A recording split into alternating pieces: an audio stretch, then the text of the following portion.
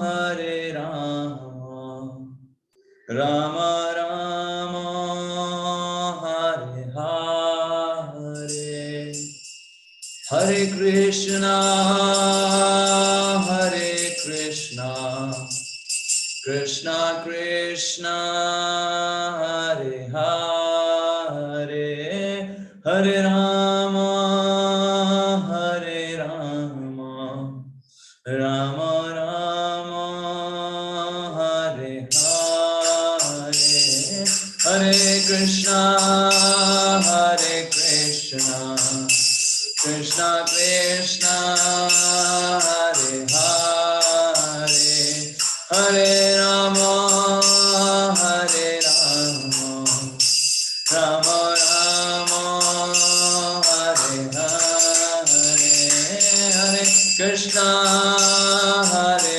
Krishna, Krishna Krishna, Hare Hare, Hare Rama, Hare Rama, Rama Rama, Hare Hare,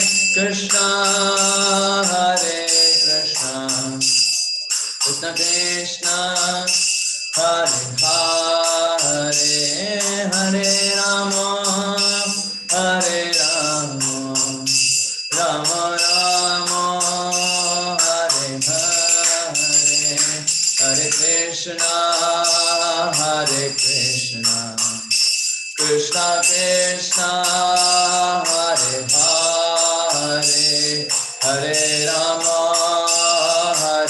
Hare Rama, Rama Rama, Hare Hare, Hare Krishna, Hare Krishna, Krishna Krishna, Hare Hare, Hare Rama, Hare Rama, Rama Rama, Hare Hare,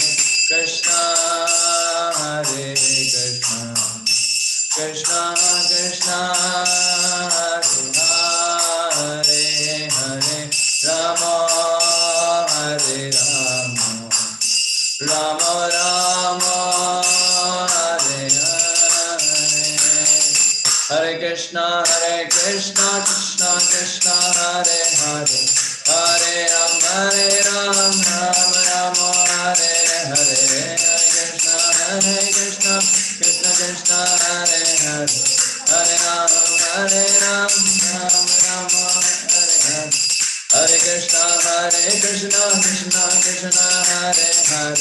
Hare Rama, Hare Rama, Rama Rama, Hare Hare, Hare Krishna, Krishna Krishna, Hare Hare, Hare Ram, Ram Ram, Hare Hare, Hare Krishna, Krishna Krishna, Hare Hare, Hare Ram, Ram Ram, Hare Hare, Hare Krishna, Krishna Krishna, Hare Hare, Hare Ram, Ram Ram, Hare Hare, Krishna, Krishna Krishna, Hare Hare, Hare Ram, Ram Ram, Hare Hare, Hare Krishna, Krishna Krishna, Hare Hare, Hare Ram, Ram Ram, Hare Hare, Krishna, Krishna Krishna, Hare Hare, Hare Ram, Ram Ram, Hare Hare, Hare Krishna, Krishna Krishna, Hare Hare, Hare Ram, Ram Ram, Hare Hare, Hare Krishna, Krishna Hare Hare, Hare Ram, Ram Ram, Hare Hare, Hare Krishna, Krishna Krishna, Hare Hare, Hare Rama, Rama Rama, Hare Hare, Hare Krishna, Krishna Krishna, Hare Hare, Hare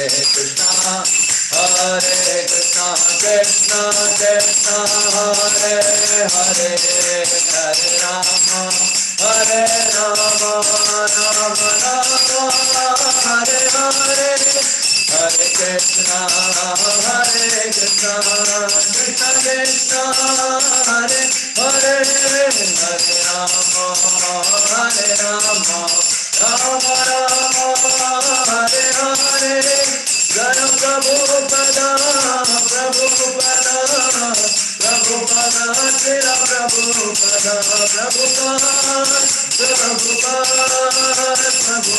Jaya Srila Prabhupada. युग धर्म हरि नाम संकीर्तन यज्ञ की जय। निताय गौर प्रेमानंदे हरि हरि बोल।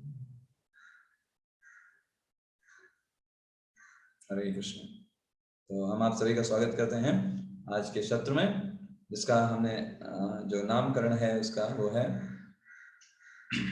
ISKCON एक नया पंथ या फिर पुरानी परंपरा। इस्कॉन क्या है, इन दोनों में हम आज अच्छे से जानने का प्रयास करेंगे, उसको समझने का प्रयास करेंगे। ये एक आपको अच्छी अंडरस्टैंडिंग बिल्डअप करेगा कि इस्कॉन संस्था क्या है और किस तरीके से किन चीजों के ऊपर ये बेस्ड है।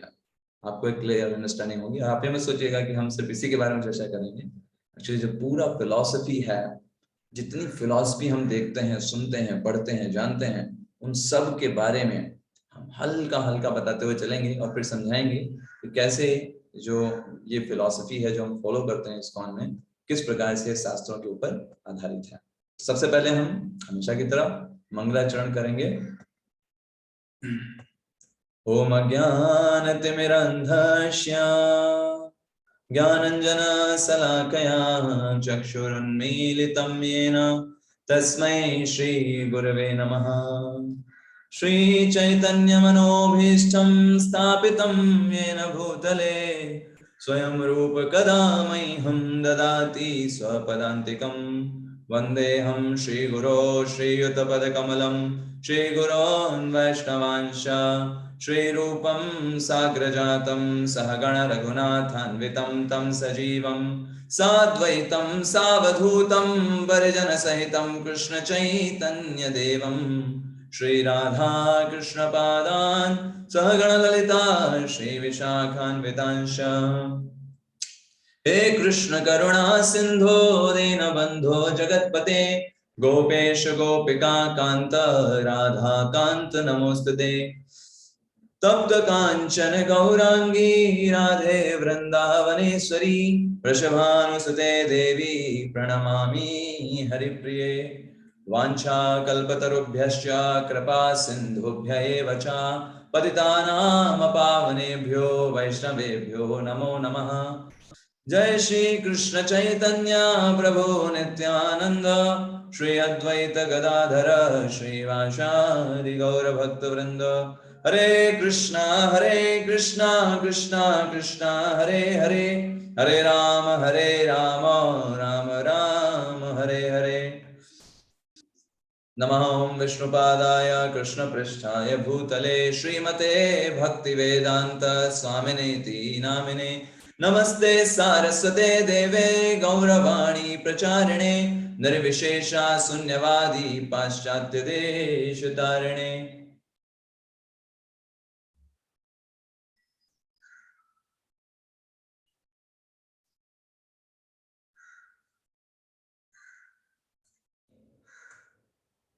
हरे कृष्ण। तो आप सभी का हम स्वागत करते हैं।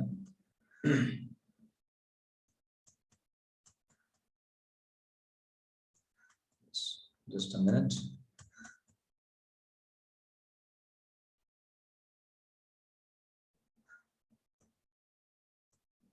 Okay.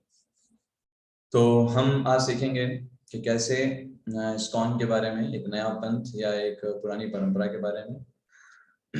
एक्चुअली ये प्रश्न हमें क्लियर कर लेना बहुत जरूरी है, क्योंकि लोग अलग अलग लोग मिलते हैं, अलग अलग विचार बताते हैं अपने। कोई कुछ बताता है, कोई कुछ बताता है इस्कॉन के लोगों के बारे में। अलग अलग लोग अलग अलग विचारधारा रखते हैं। आपको भी कई सारे लोग मिले होंगे। आपने जब बताया होगा कि हम इस्कॉन की क्लासेस करते हैं या इस्कॉन से जुड़े हुए हैं या हमने जुड़ना चालू किया, तो कई विचारधारा के लोग आपको मिले होंगे, है ना? Is it right? और किसी का कुछ इंटेंशन रहा होगा, इस्कॉन के लोग ऐसे होते हैं, इस्कॉन के लोग ऐसे होते हैं, वो लोग ये करते हैं, वो लोग वो करते हैं। लेकिन जब हमको सही अंडरस्टैंडिंग नहीं होगी तो फिर इस तरीके के लोग बोलते रहेंगे। इसलिए हमें एक प्रॉपर अंडरस्टैंडिंग होनी चाहिए कि इस्कॉन का मतलब क्या होता है, हम जो फॉलो करते हैं वो क्या है, क्या ये कुछ अलग है, कुछ नया है, कोई एक नया संप्रदाय है, नया विचारधारा है, फिर हमारे शास्त्रों की ही बातें हैं, उनको अच्छे तरीके से प्रस्तुत किया जा रहा है ना? तो ये चीज हम देखते हैं, है ना? तो हम आप सभी का सर्वप्रथम स्वागत करना चाहेंगे, है ना? यहाँ पर उपस्थित सभी लोगों का हम देख पा रहे हैं। विवेक शर्मा प्रभु जी हैं यहाँ पर। प्रभु जी एकदम एक्टिव रहते हैं क्लास के पहले ही, है ना? और रंजीत प्रभु जी एकदम हमेशा की तरह अपने आसन पर हैं अच्छे से। हरे कृष्ण। आशीष गोई प्रभु जी हैं। प्रभु। हरे कृष्ण। हरे कृष्ण। विकास तिवारी प्रभु जी हैं हमारे क्लास कोऑर्डिनेटर। पूजा माता जी हैं। ओके। हरे कृष्ण। हरे कृष्ण। हरे कृष्ण प्रभु हरे जी। कृष्ण। हरे कृष्ण। और रमेश के करण प्रभु जी हैं, किरण माता जी हैं, एंड सुप्रदीप भट्टाचार्य जी हैं, साधना माता जी भी हैं हमेशा की तरह, बहुत अच्छा। रमेश के करण प्रभु जी, उभय विश्वास प्रभु जी हैं, बीनू माता जी हैं, स्वागत है आप सबका। बिडोना इंग्लिश स्कूल से हैं प्रभु जी। अरुण कुमार प्रभु जी भी हैं, वेरी एक्टिव है ना। तो सभी बहुत अच्छा, आप सभी को देख के लगता है प्रेरणा मिलती है कि आप सभी इतने अच्छे से चीजों को सीखना चाह रहे हैं।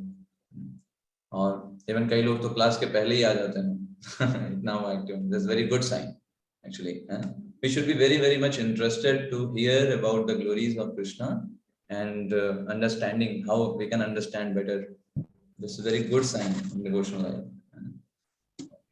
तो बाकी और भी सारे लोग हैं, सभी का स्वागत है।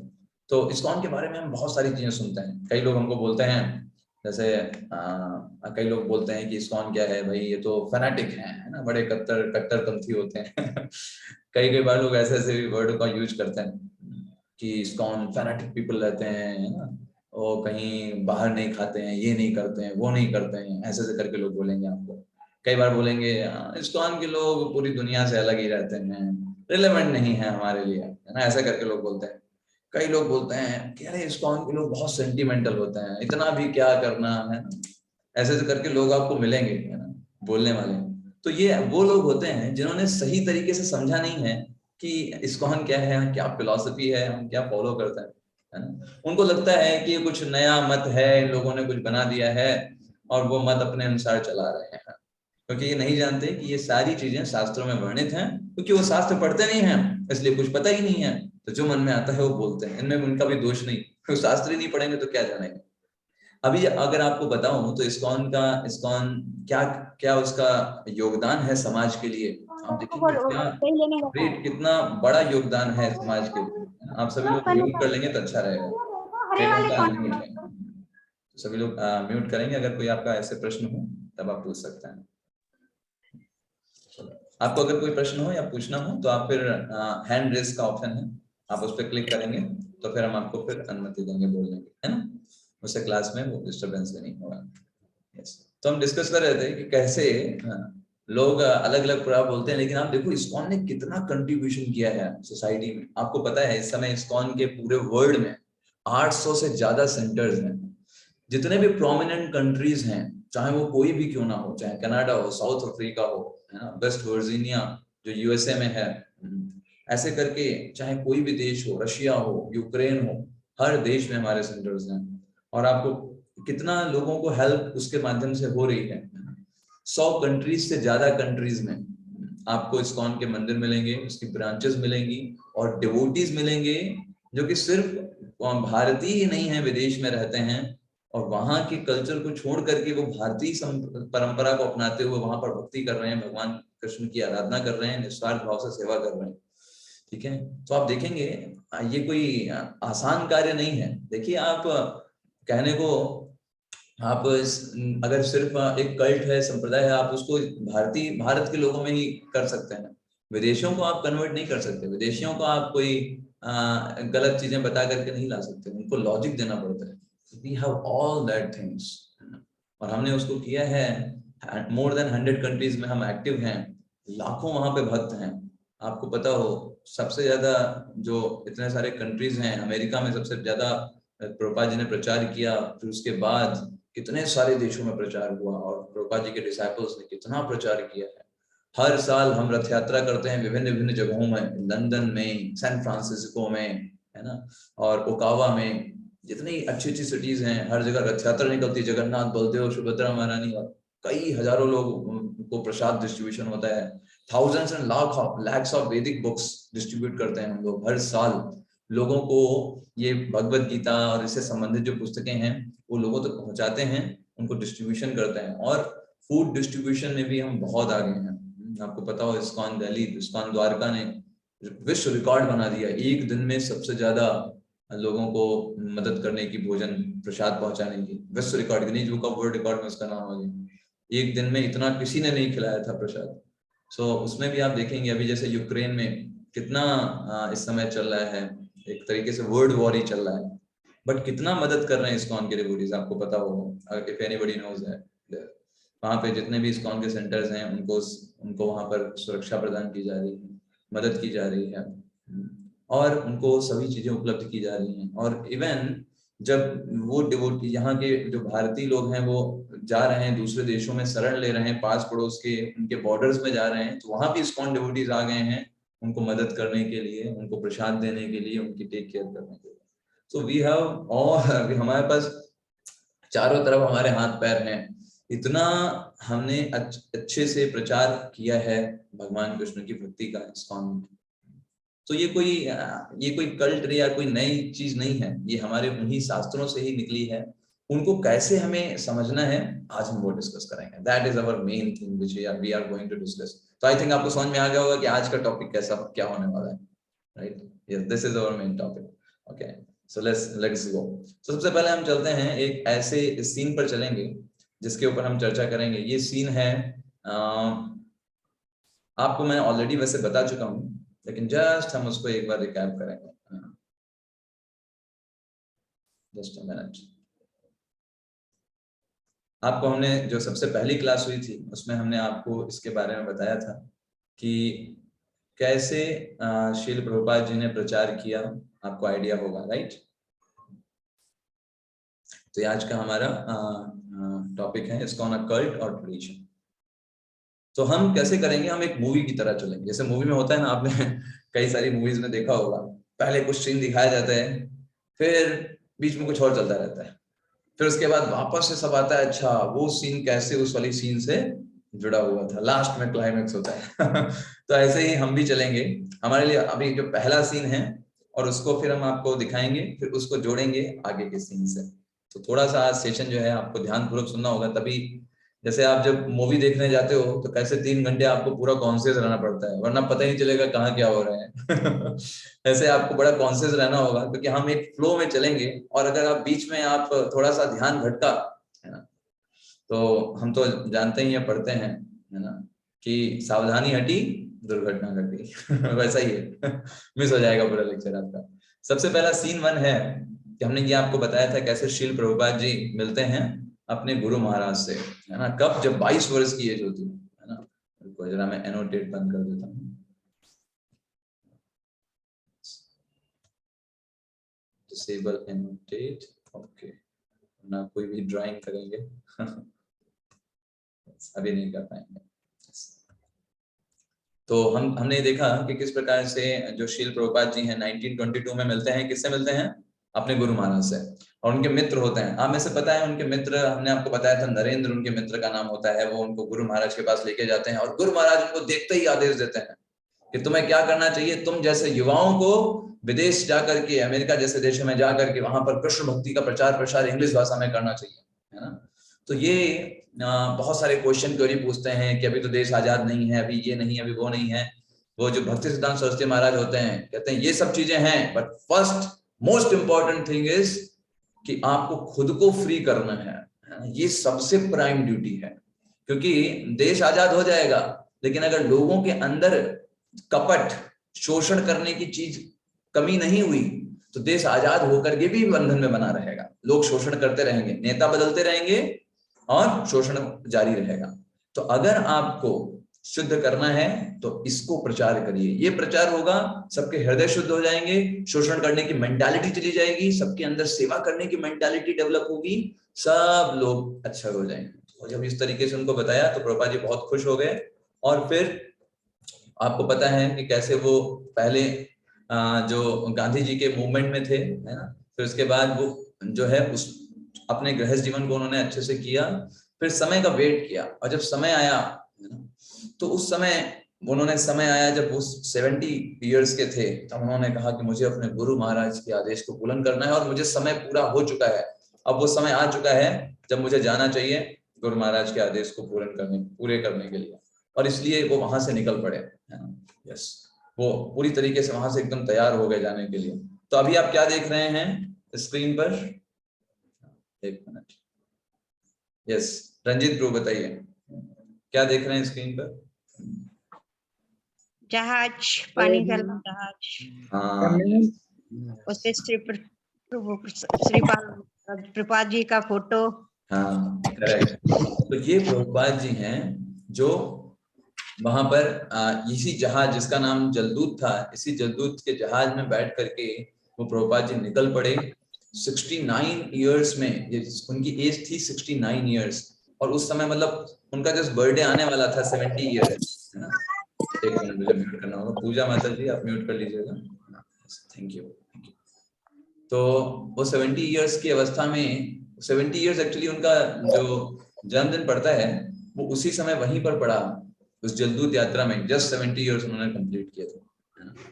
तो उनके पास सिर्फ क्या था? सिर्फ श्रीमद् भागवतम थी, 40 रुपए थे, छाता था और कुछ कपड़े थे, बस, नथिंग एल्स। और रास्ते में उनको 2 हार्ट अटैक पड़े, है ना, सी सिकनेस के कारण। जो समुद्र यात्रा होती है ना, तो उसमें 2 हार्ट अटैक उनको, हृदयाघात आया, है ना। अभी हम लोग तो खाली सुन लेते हैं हार्ट अटैक आया, जिनको आता है उनको पता होता है कि कितनी पीड़ा होती है उसमें, हार्ट अटैक में, है ना। जो सामान्य युवा व्यक्ति भी होगा वो बर्दाश्त नहीं कर पाएगा। लेकिन श्रील प्रभुपाद जी ने पीछे नहीं हटे। उन्होंने कहा कि हम गुरु महाराज की जो आज्ञा थी उसकी पूर्ति करने जा रहे हैं, अगर मैं शरीर छोड़ना भी पड़ जाए तो क्या समस्या है ना। इसलिए उन्होंने उससे पीछे नहीं हटे। और कहाँ उतरे, किस सिटी में उतरे? बॉस्टन में। ये बॉस्टन सिटी थी जहां पर वो जलदूत से उतरे, और वहां पर वो एक पार्क में बैठ जाते हैं, और सिंपल जैसे अभी हम लोगों ने हरे कृष्णा कीर्तन किया ना, बस पार्क में बैठ करके भगवान के ऊपर पूरा भरोसा करते हुए कि भगवान चाहेंगे तो सब कुछ करा देंगे, हम तो सिर्फ एक कठपुतली की तरह हैं, नचाओ नचाओ प्रभु नचाओ नचाओ। भगवान आपको जिस तरीके से नचाना है, जो मुझसे बुलवाना है, जो मुझसे कराना है आप करवा लो, क्योंकि करने वाले तो आप ही हो, है ना। हम तो सिर्फ कठपुतली की तरह हैं, हमें बस अच्छी कठपुतली बनना है ना। ये सोच करके वो वहां पर कीर्तन करने लगते हैं पूरे फेथ के साथ कि कृष्ण मदद करेंगे। और वहां पर कई सारे लोग इंटरेस्टेड हो जाते हैं, उनके पास आते हैं, सीखते हैं। और 71 इयर्स के श्रील प्रभुपाद जी से लेकर के 82 इयर्स तक, मतलब कितने वर्ष हो गए? 12 वर्ष। इन 12 वर्षों में जो मिरेकल होता है वो ना किसी ने देखा था, ना कभी सुना था। 108 मंदिर विदेशों में निर्माण करते हैं श्रील प्रभुपाद, विदेशी और पूरे इंडिया में भी 108 मंदिरों का निर्माण करते हैं सिर्फ 12 साल में, वो भी 71 वर्ष से 82 वर्ष की एज में। 10,000 लोगों को दीक्षा देते हैं, अपना शिष्य बनाते हैं। और 10,000 लोग कोई ऐसे ही नहीं कि मतलब कोई मिल गया उसको बना दिया। ये 10,000 वो लोग थे जो लोग पूरी तरीके से डेडिकेटेड, कुछ भी करने को तैयार, भगवान के मिशन में आगे बढ़ने के लिए डेडिकेटेड डिवोटीज को तैयार करता है, 10,000 डिवोटीज को, है ना। सब लोग 4 नियमों का पालन करते हैं। आपको पता है 4 नियम जो हमने आपको बताए थे 7 सेशन में, है ना, कि जुआ ना खेलना, नशा ना करना, मांसाहार ना करना, अवैध संग ना करना। ये 4 नियम को पालन करने वाले विदेशी भारतीय शिष्यों को इनिशिएशन देते हैं। यस, सोचिए अभी इतना बड़ा मिरेकल होता है, तो कोई व्यक्ति अगर सिर्फ यही देखे तो उसे लगेगा कि पीछे से तो कोई कनेक्शन है नहीं, है तो अचानक से कुछ इस्कॉन करके आ गया, है ना। वो कोई कनेक्शन नहीं देख पाएगा, करेक्ट ना। वो समझ नहीं पाएगा कि पीछे से कोई कनेक्शन है या पीछे कुछ इससे चीजें जुड़ी हुई हैं, वो समझ नहीं पाएगा। लेकिन अगर आप इसको समझने का प्रयास करो तो इसका कनेक्शन बहुत पीछे से है। वो क्या है, आइए दिखाते हैं आपको। देखिए कितना श्रील प्रभुपाद जी ने किस प्रकार से पहले स्ट्रगल किया और फिर इतना डेवलप किया सब कुछ। अब हम आपको ले चलते हैं सीन 2 में। सभी लोग तैयार हैं? ठीक है। तो फ्लैशबैक बात उस समय की है, 5,000 साल पहले की बात है, 5,000 years ago। आपको एक पर्सनालिटी दिख रहे होंगे 5,000 years ago। Here 2 personality you are able to see। एक है व्यासदेव जी जिनका कलर ब्लैक है, और दूसरी तरफ जो बैठे हुए हैं वो है नारद जी, करेक्ट ना।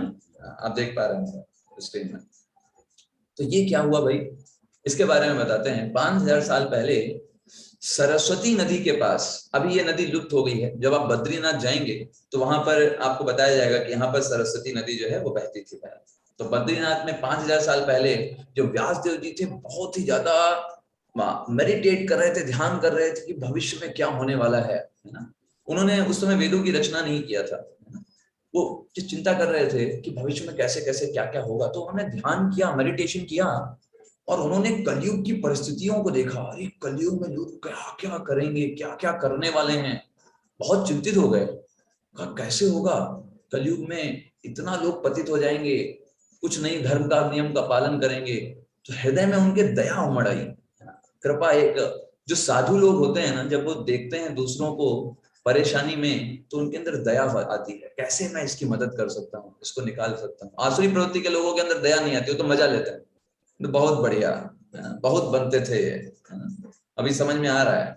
ये आसुरी प्रवृत्ति के लोग होते हैं। साधु होते हैं, जब देखते हैं कि दूसरे लोग तड़प रहे हैं और भगवान के ज्ञान के अभाव में और गिरते चले जा रहे हैं, तो उनके अंदर दया उमड़ती है।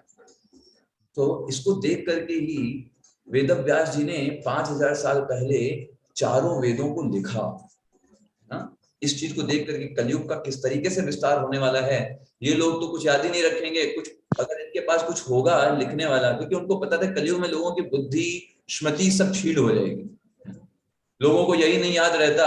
अगर मैं आपसे पूछूं अभी कि 7 दिन पहले बताइए, 7 दिन पहले या फिर 1 महीने पहले आपने शाम में डिनर में कौन सी सब्जी खाई थी, तो आप कहोगे प्रभु जी सब्जी छोड़ो, उस दिन क्या हुआ था वो कुछ याद नहीं है, सब्जी क्या बताएं आपको। तो हमें कुछ भी नहीं याद रहता। तो ऐसी स्थिति के लिए उन्होंने क्या किया, वेदों की रचना किया। पहले वेदों को रचना करने की जरूरत नहीं थी, क्योंकि लोग श्रुतिधर होते थे। श्रुतिधर का मतलब क्या होता है, सुन करके ही याद हो गया। गुरु से सुनते थे, सब कुछ याद हो जाता था, कुछ भी लिखने पढ़ने की जरूरत नहीं होती थी। तो 5000 साल पहले लिखने पढ़ने का कोई कॉन्सेप्ट नहीं था। लोग गुरुकुल जाते थे, गुरु जी से शिक्षा लिया, पूरा ज्ञान कंठस्थ, सारे श्लोक याद, सारा वेद उपनिषद सब याद, तो बढ़िया होता था नहीं एकदम। इसलिए क्लास वगैरह करने की कोई जरूरत ही नहीं, मतलब एक सेंस में कि आपको एक बार आपने सुन लिया सब कुछ याद होगा, और आपको कॉपी पेन की कोई जरूरत नहीं। कॉपी पेन की कोई जरूरत पड़ेगी बताइए? कोई जरूरत नहीं कॉपी पेन की, क्योंकि लोग सुन करके याद कर लेते थे। लेकिन जब देखा 4 वेदों का निर्माण कर लिया, वेदव्यास जी ने बोला ये लोग ये भी नहीं समझ पाएंगे, 4 वेद कौन पढ़ेगा, उन लोगों का टाइम ही नहीं रहेगा, लाखों लाखों श्लोक है, कौन पढ़ने जा रहा है इसको। उसके बाद उन्होंने 108 उपनिषदों की रचना किया, है ना। 108 उपनिषदों को, वेदों को समझाने के लिए, लेकिन उपनिषदों में भी बहुत कठिन कठिन सूत्र थे, फिर भी उनका मन नहीं माना। उन्होंने कहा नहीं कुछ और देना चाहिए। फिर उन्होंने 18 पुराणों की रचना किया, और उन 18 पुराणों को जो करने के बाद भी वो सेटिस्फाई नहीं थे। एक होता है ना हृदय में संतुष्टि कि भाई मैंने कुछ किया है समाज के लिए, वो नहीं आ पा रहा था। हमने बोले थे मैंने तो बहुत कुछ किया, ये किया, वो किया, वो किया, ये किया, इतना सब कुछ लिखा, संतुष्टि नहीं मिल रही है, क्या किया जाए। तब जब वो सेटिस्फाई नहीं हो पाए, तो जिस प्रकार से अर्जुन जो था वो असंतुष्ट था, उसने क्या किया था, किसको अप्रोच किया था, चैट बॉक्स में बताइए, या आप बोल भी सकते हैं, किसको अप्रोच किया था अर्जुन जब असंतुष्ट था, बताइए? भगवान कृष्ण को। भगवान कृष्ण, करेक्ट, भगवान कृष्ण को अप्रोच किया। तो ऐसे ही यहाँ पर जो व्यास देव जी थे, उन्होंने भी अपने गुरु को अप्रोच किया, है ना। उनके गुरु कौन है, वो है व्यास देव जी, है ना। व्यास देव जी उनके गुरु हैं, नारद जी के गुरु महाराज। तो सॉरी, व्यास देव जी के गुरु हैं नारद जी। नारद जी आए, अरे तुम बड़े परेशान दिख रहे हो, क्या बात है भाई, ये फोटो आपको देख रहे हैं, तो बड़े परेशान दिख रहे हो, क्या हुआ। तो उन्होंने कहा अरे गुरु जी संतुष्टि नहीं मिल रही, ऐसा नहीं लग रहा है कुछ हमने किया है समाज के लिए, मुझे नहीं लगता ये जो वेद शास्त्र मैंने पढ़े हैं कोई कलयुग के लोग पढ़ेंगे भी इसको और उससे कुछ समझ भी पाएंगे, अपने जीवन में कोई सुधार कर भी पाएंगे, मुझे बिल्कुल भी फीलिंग नहीं आ रही है अपने में, है ना। तो आजकल की दृष्टिकोण में देखें तो सही में ऐसा बात सही है, अगर कोई हमसे बोले वेद शास्त्र पढ़ने को, हम कहाँ, हमारे पास उतना हम वेद शास्त्र पढ़ पाएंगे, इतने लाखों लाखों श्लोक हैं। तो कलयुगों के लिए, कलयुगी लोगों के लिए हमने कुछ किया नहीं है। तो नारद जी ने उनको समझाया, देखो तुम्हें संतुष्टि इसलिए नहीं मिल रही है ना, तुमने हर चीज को डायरेक्ट नहीं बताया है जो जीव को संतुष्टि प्रदान कर सके। तुमने इतने इतने बड़े बड़े वेद शास्त्र लिख दिए, उपनिषद लिख दिए, कौन पढ़ेंगे कलयुगी लोग, उनके पास समय नहीं होगा, इसलिए तुमको संतुष्टि नहीं है। तुम्हें एक ऐसा शास्त्र लिखना पड़ेगा इसमें डायरेक्ट सिर्फ और सिर्फ भगवान की भक्ति के बारे में बताया गया है जो जीवन का लक्ष्य है। तुम घुमाओ फिराओ मत, डायरेक्ट बताओ भगवान की भक्ति करनी है, और इस तरीके से जब तुम बताओगे और वो जब लोग अध्ययन करेंगे तब वो शुद्ध होंगे। तो जब तक तुम भगवान कृष्ण को ग्लोरीफाई नहीं करोगे, संतुष्टि प्राप्त नहीं कर सकते। This is a principle. हम चाहे जितना भी मेहनत कर रहे हो, अगर उस मेहनत का परिणाम हम ये नहीं देख रहे हैं कि भगवान को प्रसन्नता मिल रही है कि नहीं, तो वो सब मेहनत सिर्फ और सिर्फ क्या है? श्रम एव ही केवलम, शास्त्र बताते हैं। खाली मेहनत है, गधे जैसे मेहनत करते हैं ना, ऐसे हम भी बस मेहनत ही कर रहे हैं। मेहनत करके मिलेगा क्या? कुछ नहीं मिलने वाला, सिर्फ श्रम ही होने वाला है। So that's why Vedvyas wrote Shrimad Bhagavatam. Yes, ये भागवतम पुराण तब उन्होंने वेदव्यास जी ने लिखा, और जैसे ये भागवतम पुराण लिखा इन्होंने, ये पूरी तरीके से सेटिस्फाइड हो गए। हाँ, अभी हम संतुष्ट हैं, अभी अच्छा लग रहा है कि कुछ किया है हमने। नारद जी ने कहा, देखो मैंने तुमको बताया था, इस तरीके से करने पे तुम्हें संतुष्टि प्राप्त होगी। और फिर ये यहाँ पर नारद जी ने इस तरीके से इनको इंस्ट्रक्ट किया। अब चलते हैं सीन नंबर 3। चलो ये इतना हो गया। तो सीन नंबर 3, तो आप यहां पर देख रहे होंगे, क्या देख रहे हैं बताइए? क्या दिखाई दे रहा है आपको इस सीन में? कोई बताएगा क्या देख पा रहे हैं आप? अनम्यूट करके बता सकते हैं। कुछ गाय बैल ऐसे करके कुछ दिखाई दे रहे हैं?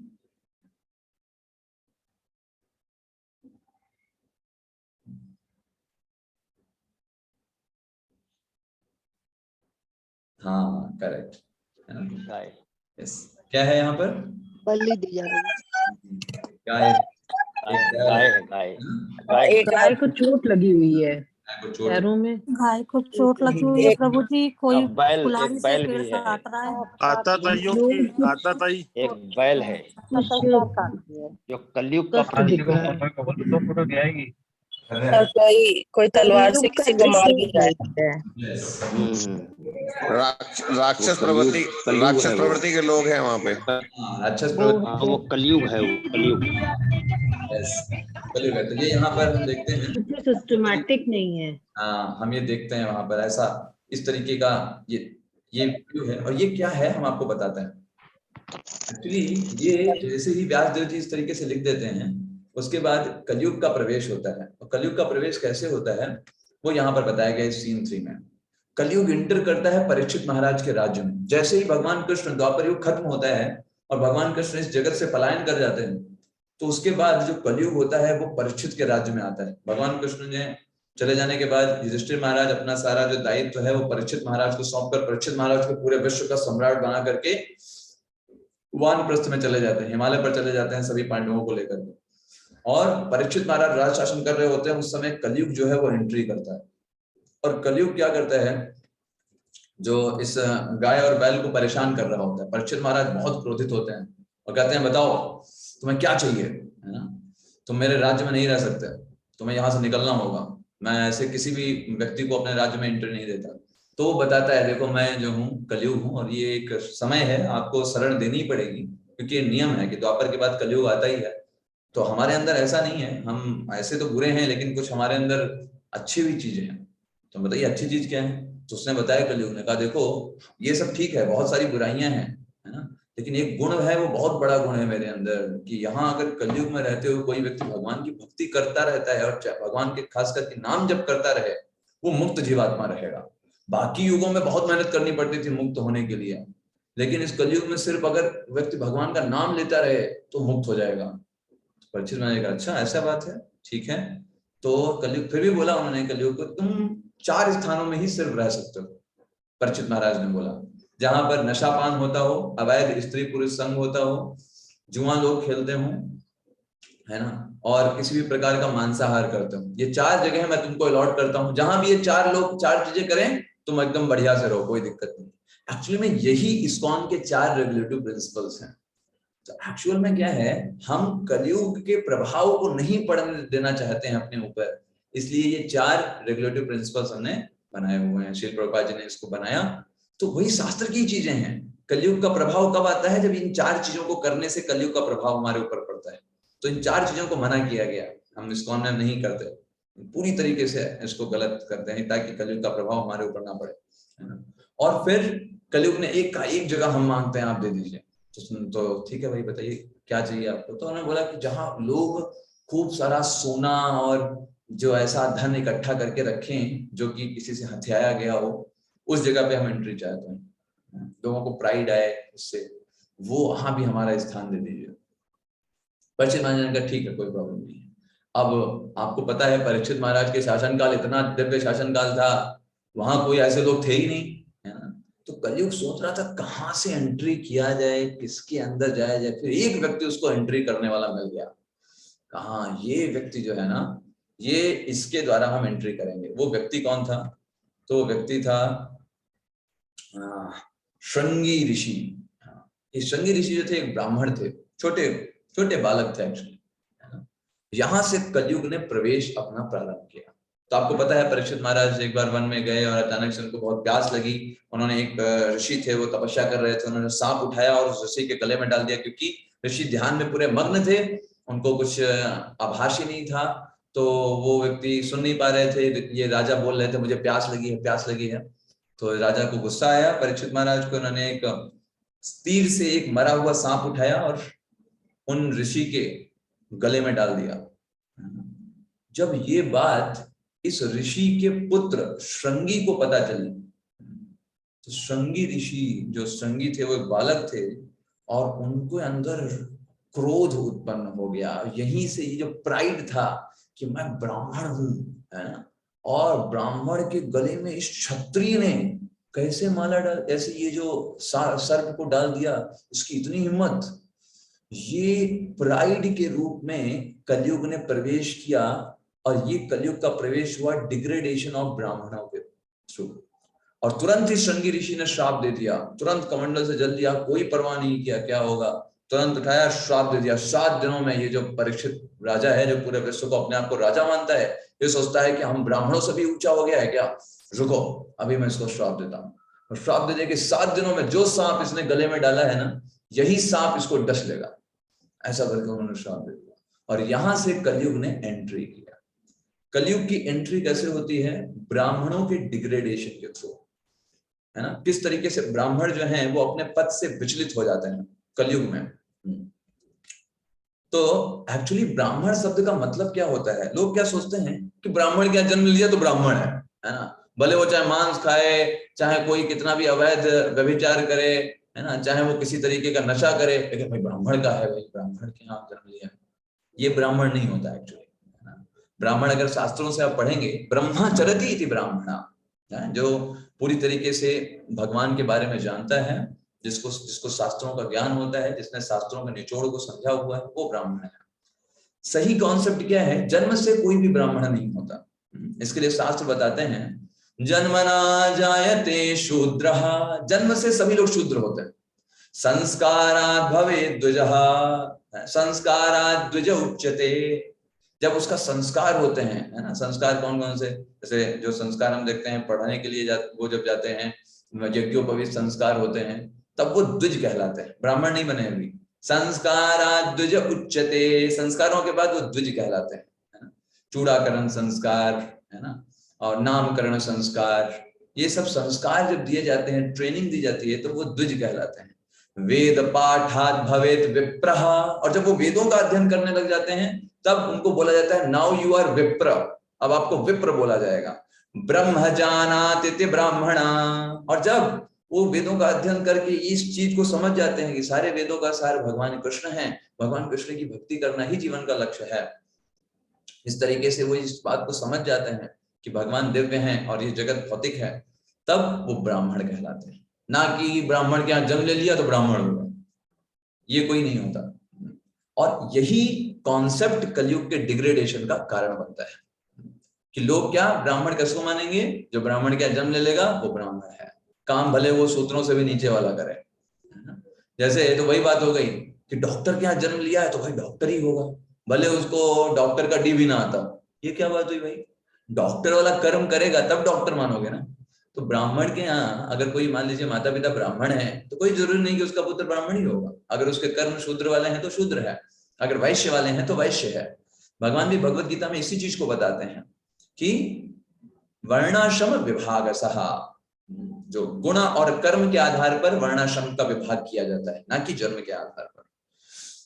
तो दो प्रकार के फिलॉसफी आप समाज में देखेंगे। जैसा मैंने आपको एक बताया ना कि लोग कहेंगे अरे मिश्रा है मतलब ब्राह्मण, चतुर्वेदी है मतलब ब्राह्मण है। हो सकता है उनको पता है एक वेद का एक श्लोक ना पढ़ा हो, लेकिन चतुर्वेदी है तो ब्राह्मण हो गए। ये भाई क्या बात हो गई? So that's the right wrong concept in whole society actually, है ना? सिर्फ नाम से नहीं होता है। तो यहाँ पर दो व्यवस्थाएं हैं। एक व्यवस्था कैसी है, वो लोग कहते हैं भाई हमने देखो अभी यज्ञोपवीत धारण कर लिया, हम ब्राह्मण बन गए। यज्ञोपवीत कितने रुपए का होता है? 10 रुपए का जनेऊ मिलता है, आप मार्केट में जाएंगे, है ना? तो श्री प्रभुपाद जी हमेशा इस बात को बोलते थे कि सिर्फ ये जो यज्ञोपवीत ये जो धारण करते हैं, ये 10 रुपए का एक धागा है। अगर आप ट्रेनिंग नहीं है, आपके अंदर प्योरिटी नहीं है, आपके अंदर शुद्धता नहीं है, तो 10 रुपए का सिर्फ धागा ही है, उससे आप ब्राह्मण नहीं बनते, है ना? तो मेन चीज हमारे अंदर शुद्धता होनी चाहिए, है ना? तो आजकल समाज में जो देखते हैं कि लोग गुटखा खाते हैं, शराब पिएंगे, जनेऊ धारण करेंगे और दिखाएंगे सबको, देखो देखो हम ब्राह्मण हैं। काहे के ब्राह्मण हो तुम, है ना? तो ब्राह्मण व्यक्ति होता है कर्म के। तो ये आसुरी व्यवस्था, यही कलयुग का प्रवेश है ना? ब्राह्मण जो होंगे वो किस तरीके से वेदों का दुरुपयोग करने लगे। आप देखोगे जैसे जैसे कलयुग का प्रावधान बढ़ा तो कैसे जो ब्राह्मण जो गुण और कर्म के आधार पर विभाजन होता था, वो जन्म के आधार पर विभाजन होने लगा। और वो कहने लगे कि भाई वेद जो है वो सिर्फ हम ही पढ़ सकते हैं, आप लोग वेद नहीं पढ़ सकते। आप लोग ब्राह्मण हो, आप में से कोई नहीं भाई हम लोग नहीं है, तो आप लोग वेद नहीं पढ़ेंगे, ब्राह्मण को सिर्फ वेद पढ़ने का अधिकार है। अच्छा ठीक है, तो भाई क्या है ब्राह्मण, वेद क्या है, वेद क्या बोल रहा है? तो बोलते हैं वेद मतलब, जब उनको ये अहंकार आ गया तो उसके कारण वो उनके अंदर अहंकार के कारण भोग करने की प्रवृत्ति डेवलप हुई और उन्होंने क्या किया, वेदों को गलत इंटरप्रेट करने लगे। वेदों में जैसे पशु बलि को बोला गया है, तो पशु बलि को बोला गया है इसलिए नहीं कि पशु को चढ़ा करके खूब उसको मांस भक्षण करो, वो इसलिए है कि कुछ लोग ऐसे हैं जो मांस खाएंगे ही खाएंगे, आप कितना ही बोलो वो खाएंगे ही खाएंगे, वो पशु वृत्ति के ऐसे लोग हैं। ऐसे लोगों के लिए कुछ रूल्स और रेगुलेशंस बनाए गए हैं ताकि उन लोगों की उस आदत को कम किया जा सके। तो वेदों में पशु बलि को बताया गया है, लेकिन वो कैसे बताया गया है कि आपको अगर मांस खाना है तो एक पर्टिकुलर एज में ही या आपको एक पर्टिकुलर टाइम में ही खाना पड़ेगा। जब पूर्णिमा होगी तभी आप बलि कर दे सकते हो। आपको खुद उस बकरे को या जो भी पशु होगा जिसकी बलि आप कर रहे हो उसको आपको काटना, खुद अपने हाथों से काटना है, कोई दूसरे से नहीं कटवाना है। और आपको काटने से पहले उसके कान में जाकर के बोलना है ना, उसके कान में जाकर बोलना है कि देखो मैं तुमको मार रहा हूं खुद की इंद्रिय तृप्ति के लिए, तुम्हें भी पूरा अधिकार है, अगले जन्म में मैं पशु बनूंगा, तुम मुझे मार सकते हो, कोई प्रॉब्लम नहीं है। ये आपको कान में जाकर के बोलना है उसके, है ना? और उसके बाद आप जो है उसको बलि कर सकते हैं। ये शास्त्रों में वर्णन। अब आप सोचो शास्त्रों में क्यों बोला गया पशु बलि को? तो इसलिए बोला गया है क्योंकि जो लोग इतना मांस भक्षण करना चाहते ही हैं वो नहीं छोड़ सकते, तो धीरे धीरे जब बार बार वो करेंगे, बोलेंगे कान में जा करके, तो धीरे धीरे उनका हृदय होगा भाई मैं थोड़ी सी इंद्रिय तृप्ति के लिए कितने सारे अपने जन्म बर्बाद कर रहा हूँ, है ना? क्या इतना जरूरी है क्या, है ना? तो जैसे डॉक्टर भी कभी कभी अगर कोई व्यक्ति रोज 40 सिगरेट पी रहा है तो डॉक्टर मान लीजिए आप ये बोले कि कल से आपको 20 सिगरेट पीना है, तो आप मुझे बताओ क्या डॉक्टर गलत बोल रहा है? क्या डॉक्टर क्या ये बोल रहा है सिगरेट पीना जरूरी है, या फिर उसको कम करने का प्रयास कर रहा है? बताइए। कम करने का प्रयास कर रहा है। ठीक ऐसे ही ऐसे ही शास्त्र में पशु बलि दी गई है। इसका मतलब ये नहीं है कि अब पशु बलि दिया गया तो फिर हमको खाना है और क्या, बस खाओ काटो और खाओ, नहीं। शास्त्र हमको समझाने के लिए प्रयास कर रहा है ना? तो ऐसे ही शास्त्र हमको धीरे धीरे एलिवेट करते हैं हमारी स्थिति से। लेकिन ब्राह्मणों ने क्या किया, उन शास्त्रों का दुरुपयोग करके कहा देखो भाई शास्त्रों में तो लिखा है पशु बलि देना है और आपको देना ही पड़ेगा, है ना? और तो लोगों ने बोला कि कहाँ पे लिखा है? वेदों में लिखा है। तो वेद दाइए, लोग कहते हैं दिखाइए कहाँ पे लिखा है, तो कहते नहीं वेद तो आप लोग पढ़ नहीं सकते, वेद तो सिर्फ हमारा अधिकार है पढ़ने का, वेद तो आपको पढ़ना नहीं, तो आप पशु बलि करिए।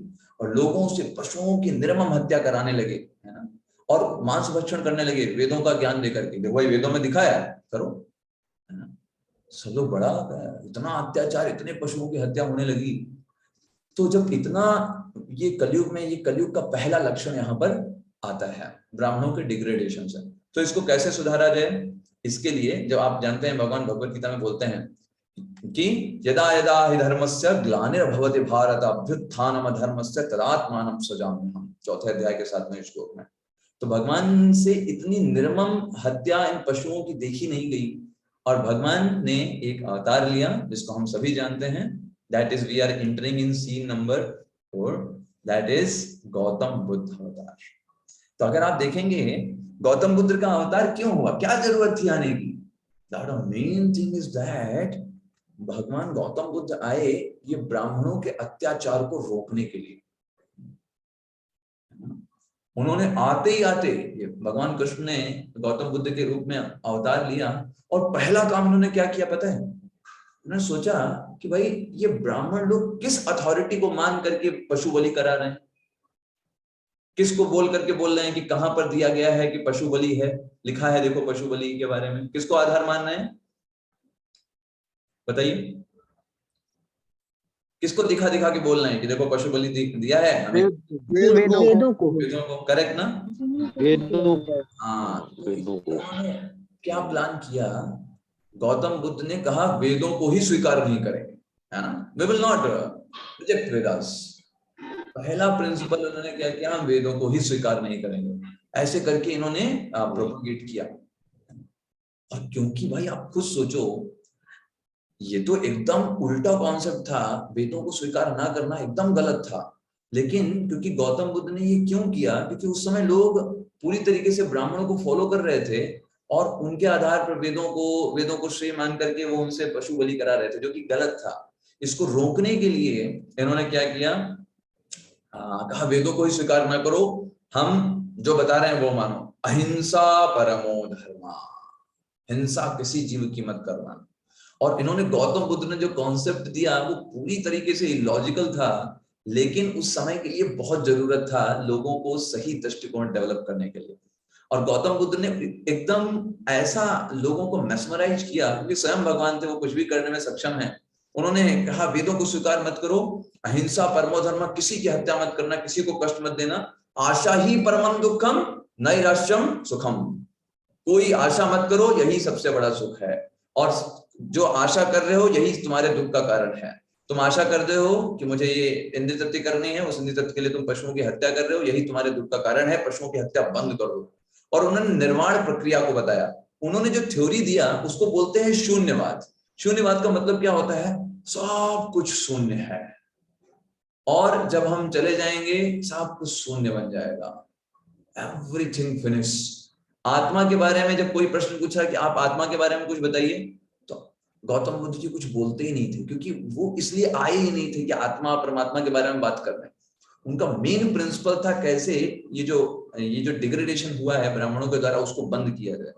उन्होंने तुरंत ही वेदों को इसको करके बंद करके आत्मा और परमात्मा के बारे में कुछ बोला ही नहीं, भगवान के बारे में कोई बात नहीं, आत्मा के बारे में कोई बात नहीं, कोई पूछता था तो वह शांत रहते थे, है ना। आप देखेंगे गौतम बुद्ध सिर्फ शून्यवाद, सब कुछ शून्य है, हम भी खत्म हो जाएंगे, सब कुछ वजूद खत्म हो जाएगा, कुछ नहीं रहेगा, ऐसे करके उनकी थ्योरी थी जिसको शून्यवाद नाम बोला जाता है, कंप्लीट जीरो। कोई पूछता हम कौन है, शून्य है, शून्य से आए हैं शून्य में चले जाएंगे, तो रहेगा क्या, सब शून्य है। ऐसे करके उन्होंने थ्योरी दिया, और बहुत सारे लोगों को, जो राक्षस मेंटालिटी के लोग थे वो लोग भी अट्रैक्ट हो गए, क्योंकि राक्षस मेंटालिटी इन द सेंस जो वेदों को नहीं मानते थे, वो कहते थे बढ़िया है, हम इधर अट्रैक्ट हो गए उधर चले गए, कहा भी वेदों को नहीं मान रहे हैं, हम भी वेदों को नहीं मानते हैं। इस तरीके से उन्होंने हिंसा को अहिंसा में कन्वर्ट किया, ये उनका मेन एम था। तो जैसे कभी कभी होता है ना, आपातकालीन परिस्थिति होती है, तो आपातकालीन परिस्थिति में जो नहीं काम होता है करने वाला, वो भी करना जायज होता है ना। जैसे मान लीजिए किसी की हत्या करना गलत है, लेकिन अगर कोई व्यक्ति आप पर ही चाकू लेकर के दौड़ पड़े आपको मारने के लिए, है ना, और आपने अपने बचाव के लिए उसकी हत्या कर दिया, तो क्या ये जुर्म है, बताइए,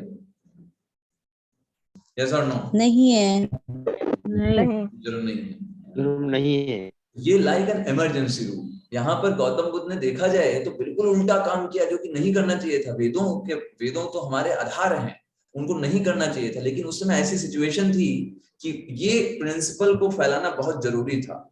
अब देखिए हो तो गया, सब लोग वेदों को अलग हो गए और अहिंसा बंद हो गई, लगभग खत्म हो गई। इतना बुद्धिज्म का प्रचार किया महात्मा बुद्ध ने, लगभग सब कला खत्म हो गई, है ना। लेकिन समस्या क्या हो गई? अभी समस्या क्या हो गई कि लोग वेदों को ही नहीं स्वीकार कर रहे थे। तो इसलिए एक अलग सीन आता है और नेक्स्ट एक ऐसे व्यक्ति की जरूरत हुई जो वेदों को लेकर के आए और वापस से एस्टैब्लिश करे और फिर सही तरीके से प्रोपोगेट करे। एक ऐसे व्यक्ति की जरूरत हुई, है ना। तो अब ऐसे समझो, मान लो कोई कार है, वो गलत डायरेक्शन में जा रही थी, है ना, बहुत तेजी गति से जा रही थी। तो उसको अगर सही डायरेक्शन में करना है तो सबसे पहला काम क्या करना पड़ेगा? फर्स्ट बताइए एक्टिविटी क्या होगी? ड्राइवर को सही रास्ता दिखाना होगा। ड्राइवर को पता चल गया वो गलत डायरेक्शन में जा रहा है, तो पहला काम उसे क्या करना पड़ेगा? पहले स्पीड कम करनी चाहिए। हाँ, स्पीड कम करके उसे ब्रेक लगाना होगा, करेक्ट ना। तो ये काम किया महात्मा बुद्ध ने, ब्रेक लगाया, है ना। मतलब क्या? समाज जो गलत डायरेक्शन में जा रहा था कि वेदों में लिखा है हिंसा करो, बलि दो, ये गलत डायरेक्शन में जा रहा था, तो महात्मा बुद्ध आए, उन्होंने ब्रेक लगा दिया, रुको, वेदों को नहीं मानो, ऐसे करके, तो वो ब्रेक लग गया। अब दूसरा स्टेप क्या होता है? सही डायरेक्शन में मोड़ना गाड़ी को। अब ये सही डायरेक्शन में मोड़ना मतलब वेदों की पुनर्स्थापना करना, और इसके लिए एक बहुत ही इंपॉर्टेंट पर्सनालिटी आते हैं वेदों को स्टैब्लिश करने के लिए। Very powerful personality comes again in the picture, and that is our scene number 4 and the entry of Shankaracharya. अगर आप शंकराचार्य के बारे में कुछ भी थोड़ा बहुत जानते हो, ये वो पर्सनालिटी हैं जिन्होंने जो पूरा बुद्धिज्म का जो पूरा फैला हुआ था, लोग फैले हुए थे, बौद्धवाद, शून्य है, हम शून्य हैं, पूरा जड़ से हिला दिया हम लोगों को, बुद्धिज्म को। पूरे भारत से कोने कोने में एकदम इतना जबरदस्त तरीके से वेदों की पुनर्स्थापना करी। जानते हैं शंकराचार्य जी की उम्र सिर्फ 32 वर्ष इन्होंने यहाँ पर रहे इस पृथ्वी लोक पर, ओनली 32 ईयर्स। और इन 32 ईयर्स में क्या इन्होंने प्रचार किया वेदों का। जितने भी बुद्धिज्म आते थे उनको यूं करके भगा देते थे अपने शास्त्रार्थ पे, वेदों को स्टैब्लिश किया, कैसे वेद ही हैं, बिना वेद के तुम कुछ नहीं हो। अगर वेद हमको सही नॉलेज देते हैं। और आप देखो शंकराचार्य जी ने ही 4 मठों की स्थापना किया पूरे भारत के 4 कोनों में। आज हम लोग बोलते हैं ना 4 धाम बोलते हैं ना, बद्रीनाथ, रामेश्वरम, द्वारकापुरी, है ना, और जगन्नाथपुरी। इनको एक स्टैब्लिशमेंट किया एक ऐसे सेंटर के रूप में बुद्धिज्म को पूरे भारत से निकालने के लिए, है ना। तो बुद्धिज्म में देखिए पूरा भारत और हर जगह फैला हुआ था, आप देखिए कहाँ रह गया है, सिर्फ कोने कोने में रह गया है। इतना शंकराचार्य जी ने प्रीच किया, वेदों की पुनर्स्थापना किया, है ना। उन्होंने बॉर्डर की तरह से बॉर्डर बना दिए चारों तरफ, ये इधर, ये इधर, ये इधर, ये चारों तरफ से, ताकि बुद्धिज्म आकर, बुद्धिज्म से क्या हो रहा था, लोग नास्तिक बनते चले जा रहे थे, भगवान को मान ही नहीं रहे, आत्मा को मानते ही नहीं, लोग नास्तिक बनते चले जा रहे थे।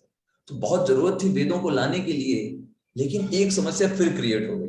क्या समस्या क्रिएट हो गई? यहाँ पर क्या हुआ, वेदों की तरफ लौटाने के लिए उन लोगों को मायावाद फैलाना पड़ा शंकराचार्य जी को। शंकराचार्य जी हैं कौन? शंकर जी के अवतार हैं। तो पद्म पुराण में ये शंकर जी बताते हैं अपनी पत्नी पार्वती को कि देखो कलयुग में एक समय ऐसा आएगा जब लोग नास्तिक बनते हुए चले जाएंगे, उस समय मैं एक सन्यासी के रूप में अवतार लूंगा और मैं एक असत शास्त्र को फैलाऊंगा, है ना। सच नहीं होगा वो, लेकिन मैं उसका विस्तार करूंगा क्योंकि लोगों को वेदों की तरफ लौटाने के लिए। पद्म पुराण में श्लोक आता है, शिव जी पार्वती जी से बोलते हैं, मायावाद अशत शास्त्रम प्रक्षन्नम बौद्धम उच्यते। जो बौद्ध है, जो बौद्धिज्म फिलॉसफी है, उसको प्रक्षन्न करने के लिए मैं एक असत शास्त्र को फैलाऊंगा जिसका नाम है मायावाद। मय्येव विहितम दैवी कलो ब्राह्मण मूर्तिना। कलयुग में मैं एक ब्राह्मण के रूप में जन्म लूंगा और उस समय मैं इस तरीके की गलत धारणाएं लोगों में फैलाऊंगा ताकि लोग वेदों की तरफ लौटें और उनको वहां पर वेदों में शरण मिले। तो इन्होंने क्या गलत बताया लोगों को अट्रैक्ट करने के लिए। लोग तो बुद्धिज्म में थे, तो बुद्धिज्म में सब लोग शून्य शून्य शून्य, हम शून्य हैं, हम शून्य हो जाएंगे, ऐसे करके विचारधारा थी। शंकराचार्य जी ने बोला क्या शून्य शून्य लगा करके रखे हो, जीरो जीवन का लक्ष्य जीरो बनना है, हम तुमको भगवान बना देंगे। तो उन्होंने बोला भगवान बना देंगे कैसे? तो उन्होंने कहा देखो तुम ब्रह्म हो और वो भी ब्रह्म है, तुम जब इस शरीर में शुद्ध हो जाओगे धीरे धीरे धीरे करके तुम भी परम ब्रह्म बन जाओगे। तो लोगों ने कहा सही है, ये कहाँ दिया है? वेदों में दिया है, देखो। और वेदों इस तरीके से इन्होंने अशत शास्त्र का प्रचार किया, भगवान बना देने। एक्चुअली हम सब जीवात्मा हैं, कभी भगवान नहीं बन सकते, लेकिन लोगों को वेदों की तरफ लौटाने के लिए इसको बोलते हैं मायावाद थ्योरी, मायावाद शास्त्र, कि स्वयं हम भी शुद्ध होते होते हम भी भगवान बन जाएंगे। लोगों को बड़ा अट्रैक्टिव लगा, उन्होंने कहा यार बड़ा बढ़िया है, तो भगवान सीधे बन जा रहे हैं, बीच का कॉन्सेप्ट ही खत्म। तो लोग बहुत ही अच्छे से इसको स्वीकार करने लगे और बुद्धिज्म को छोड़ने लगे। तो इन्होंने क्या बता दिया, सब कुछ एक है।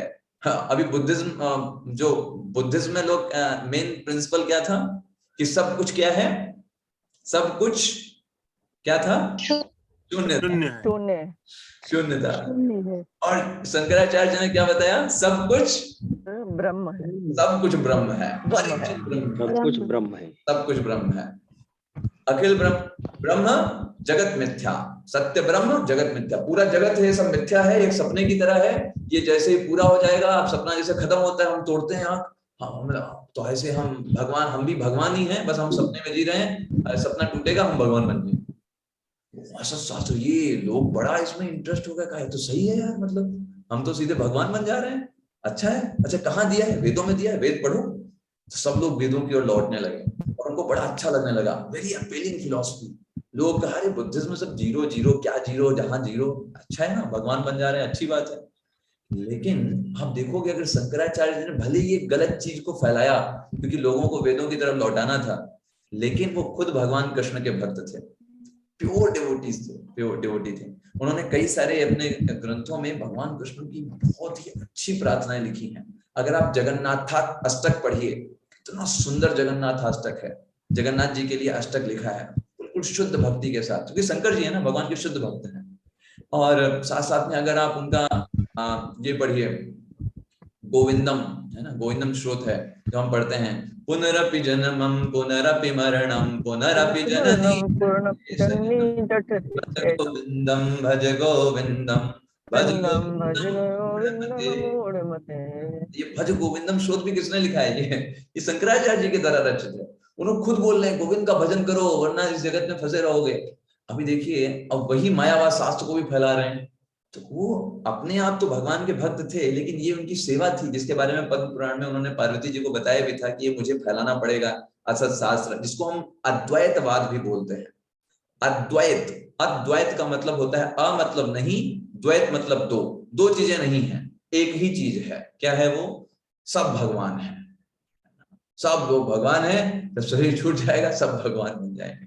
तो लोगों को बड़ा अपीलिंग लगा और सब लोग वेदों की तरफ लौटने भी लगे, वेदों को स्वीकार करने लगे, है ना।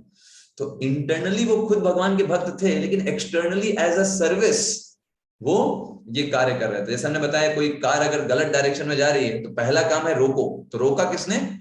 भगवान बुद्ध ने। फिर मोड़ा किसने? उसको सही डायरेक्शन में कौन मोड़ करके लेके आया? वो कौन थे? शंकराचार्य जी। डायरेक्शन में मोड़ तो दिया, लेकिन अभी भी एक भ्रांति है वो फैल गई लोगों के अंदर कि हम भगवान बन जाएंगे, हम मेहनत कर लें, हम भी राम बन सकते हैं, हम भी कृष्ण बन सकते हैं। ये गलत विचारधारा लोगों के अंदर बैठ गई। आज भी देखेंगे कुछ लोग आपको इस विचारधारा के मिलेंगे, वो बड़ा दिखाई देंगे कि वो बड़ा भजन कर रहे हैं, बहुत मेहनत कर रहे हैं, लेकिन उनके अंदर में क्या चल रहा है? मुझे भगवान बनना है ना। ये मायावाद फिलॉसफी है ना। ये ऐसे लोग हैं, खतरनाक होते हैं। ये लोग भगवान से ईर्ष्या करते हैं, ये व्यक्ति इसका ग्लोरिफिकेशन क्यों रहा है, हम खुद भगवान हैं, हमारे बारे में ग्लोरिफिकेशन करो। ये लोग होते हैं, अपनी पूजा करवाते हैं। इवन कई ये जो मायावाद शास्त्र के बहुत ज्यादा होते हैं, ये लोग खुद की ही मूर्ति बना करके उसकी पूजा आराधना करेंगे, खुद को ही भगवान मानते हैं। इट्स वेरी डेंजरस फिलॉसफी, है ना। तो इसको ये प्रॉब्लम आ गई। तो अब एंट्री होती है सीन नंबर 5 की। अभी देखिए सब याद रखिएगा, अगर डिस्कनेक्ट कर देंगे तो फिर तो फर्स्ट हमने देखा था किस तरीके से किस तरीके से 5000 साल पहले व्यासदेव जी ने रचना किया, फिर उससे ब्राह्मणों का डिग्रेडेशन हुआ, पशु बलि, फिर गौतम बुद्ध आए, गौतम बुद्ध के बाद अभी शंकराचार्य जी आए। अब अगली एंट्री होती है नेक्स्ट, यही हम आपको श्लोक बता रहे थे कि शिवजी पार्वती जी को बोलते हैं मायावाद असत शास्त्रम प्रच्छन्नम बौद्धम उच्यते मयि एव कल्पिता देवी कलौ ब्राह्मण मूर्तिना। कलयुग में मैं ब्राह्मण के रूप में आऊंगा और इस असत शास्त्र को फैलाऊंगा जो कि गलत है, ऐसे करके बोलते हैं। अब सीन नंबर 5 है ना। अभी देखिए सब लोग वेदों की तरफ लौट भी आए, लेकिन गलत लौट आए। वेदों को स्वीकार तो कर लिया, लेकिन दृष्टिकोण गलत है, खुद भगवान बनना चाहते हैं, जो कि बहुत ही गलत है।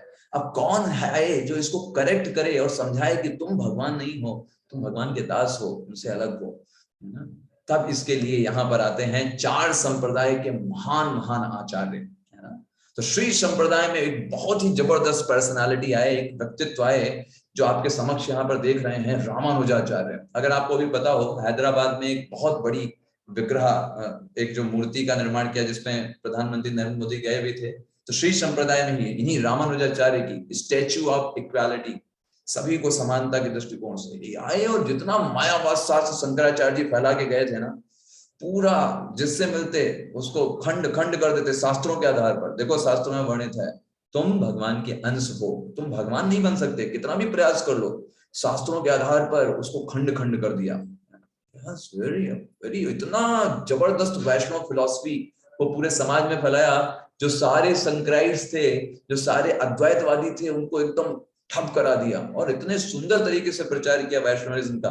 तो 4 संप्रदाय आए। श्री संप्रदाय जिसमें रामानुजाचार्य थे, एकदम लायन की तरह थे, है ना, शेर की तरह, और सबको धाराशाही कर दिया वहां पर। ये श्री संप्रदाय में आए, है ना। और उसके साथ ही जस्ट ऐसे ही एक ब्रह्म संप्रदाय में, जो कि हमारा संप्रदाय है, आपको पता होगा, इस्कॉन जो है वो ब्रह्म संप्रदाय के अंतर्गत आता है। इसमें भी एक पावरफुल पर्सनालिटी है जो आप देख रहे हैं, इनका नाम है मध्वाचार्य, है ना। इनको आप हमेशा देखेंगे, आप इनके इमेज में हमेशा ऐसे 2 दिखाई देगा। तो इन्होंने ये विक्ट्री का साइन है मायावाद पर और साथ ही साथ एक कॉन्सेप्ट की द्वैतवाद का प्रचार किया है। अच्छा, अद्वैतवाद क्या था कि 2 नहीं है, एक ही है, ठीक है।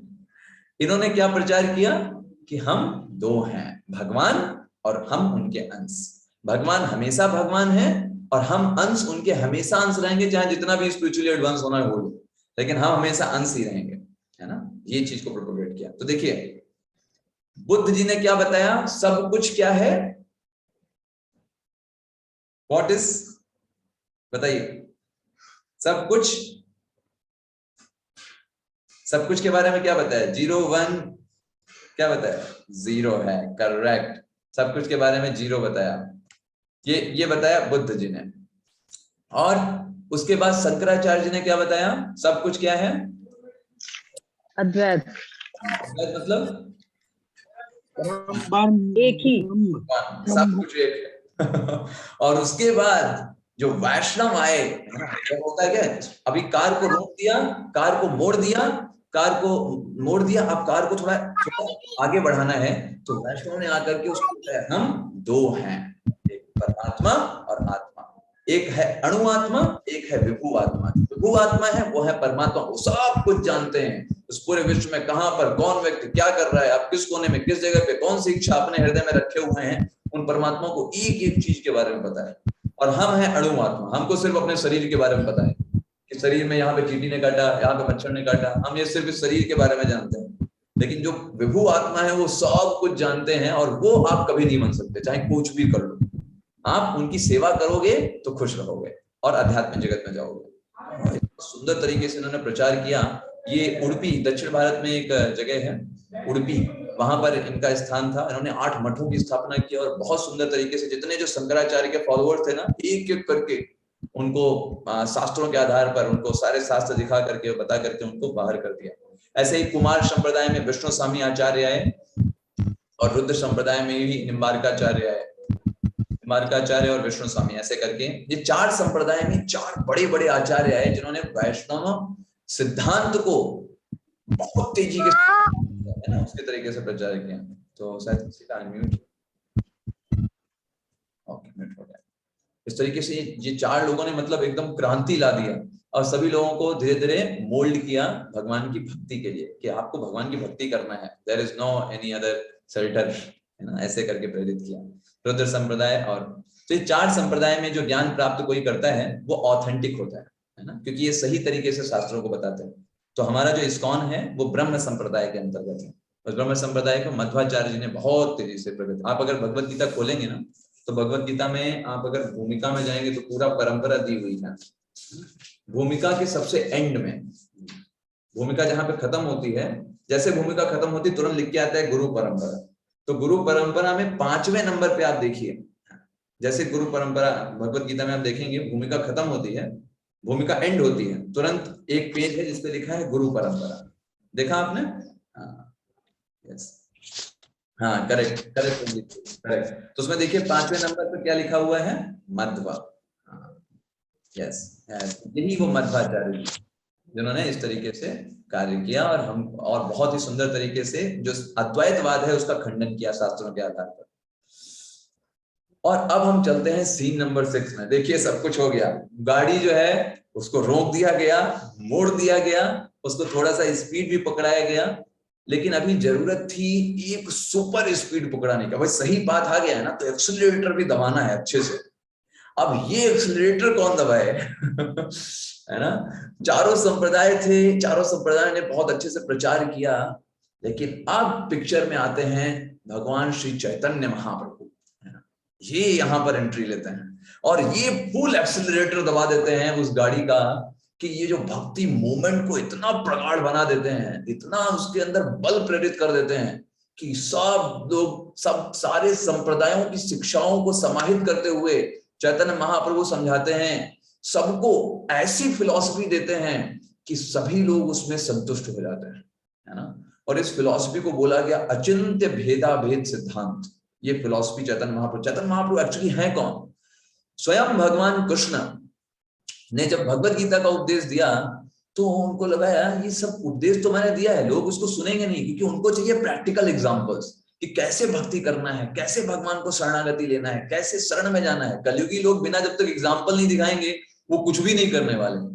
तो स्वयं भगवान श्री कृष्ण 500 वर्ष पूर्व इस धराधाम पर आते हैं चैतन्य महाप्रभु के रूप में, और छन्न अवतार इसको बोलते हैं। छन्न अवतार मतलब छुपा हुआ अवतार, अपने आप को भगवान बताते नहीं है ना, लेकिन शास्त्रों में अनेक पुराणों में इसका वर्णन आता है बिल्कुल स्पष्ट तरीके से कि चैतन्य महाप्रभु 500 वर्ष पूर्व नवदीप धाम मतलब पश्चिम बंगाल में जन्म लेंगे।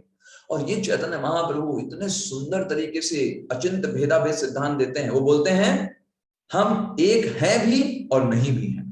तो अभी ये दोनों लोग संतुष्ट हो जाते हैं, कहते हैं हाँ सही है भाई, हमारा भी सही हो रहा है, तुम्हारा भी सही हो रहा है। तो कैसे? तो भगवान चैतन्य महाप्रभु बताते हैं, देखो एक कैसे हैं, गुणों में एक हैं। भगवान के पास भी, भगवान जो परमात्मा है उसमें भी सच्चिद और आनंद है, और हमारे जो हम आत्मा है हमारे अंदर भी सच्चिद और आनंद है, लेकिन परिमाण में अंतर है। भगवान समुद्र है और हम एक अंश हैं, एक बूंद की एक बूंद है उस जल की। तो इसको बोलते हैं अचिंत्य भेदाभेद सिद्धांत। हम भगवान के समान हैं, किस रिस्पेक्ट में? गुणों के रिस्पेक्ट में। जैसे आप ऐसे समझो, सोने का एक टुकड़ा और सोने की खान, अब दोनों लोग सोना है। अब ये नहीं बोल सकते कि नहीं भाई छोटा सोना, ये सोना है, ये जो है ये सोना नहीं बोलेंगे क्योंकि बहुत छोटा है। क्यों नहीं बोलोगे, सोना ही तो है। तो उसी प्रकार उन्होंने बोला हम भगवान के समान हैं, लेकिन गुणों के आधार पर।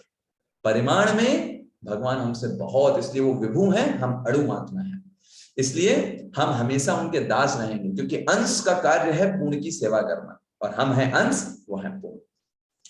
इतना सुंदर तरीके से इन्होंने प्रोपोगेट किया वैष्णव फिलॉसफी को। सब के सब जो हैं वो पूरी तरीके से इसमें आ गए, शरण में आ गए, और ये मध्वाचार्य के ही अंदर में आए। आप अगर उसी में पढ़ेंगे, जो हमने आपको गुरु परंपरा दिखाया, अगर आप उसको खोलें भूमिका के जस्ट बाद में उस गुरु परंपरा श्रेणी को, तो आप पढ़ते जाइए। मध्य के बाद पद्मनाभ, नरहरि, माधव, अक्षोभ्य, जय तीर्थ, ऐसे करते करते करते चले जाइए। फिर व्यास तीर्थ, लक्ष्मीपति, माधवेंद्रपुरी, ईश्वरपुरी, और जस्ट ईश्वरपुरी के बाद देखिए कौन है 22वें नंबर पर, है ना। तो 22वें नंबर पर कौन है? चैतन्य महाप्रभु। यस, चैतन्य महाप्रभु। ये कृष्ण, श्री कृष्ण चैतन्य, राधा कृष्ण नहीं अन्य। तो चैतन्य महाप्रभु के प्रकट होने के कई सारे कारण थे। भगवान खुद अपनी भक्ति का टेस्ट लेना चाहते थे। अभी क्या होता था, भगवान के भक्त तो बड़े खुश रहते थे, राधा रानी को देखते थे भगवान कृष्ण, तो बहुत खुश रहती है राधा रानी, मैं तो इतना प्रसन्न नहीं रहता। मैं जानना चाहता हूं कि क्या राधा रानी कौन सा ऐसा भाव है, मेरी सेवा करने में क्या इनको आनंद मिलता है कि मुझसे भी ज्यादा खुश ये रहती है ना।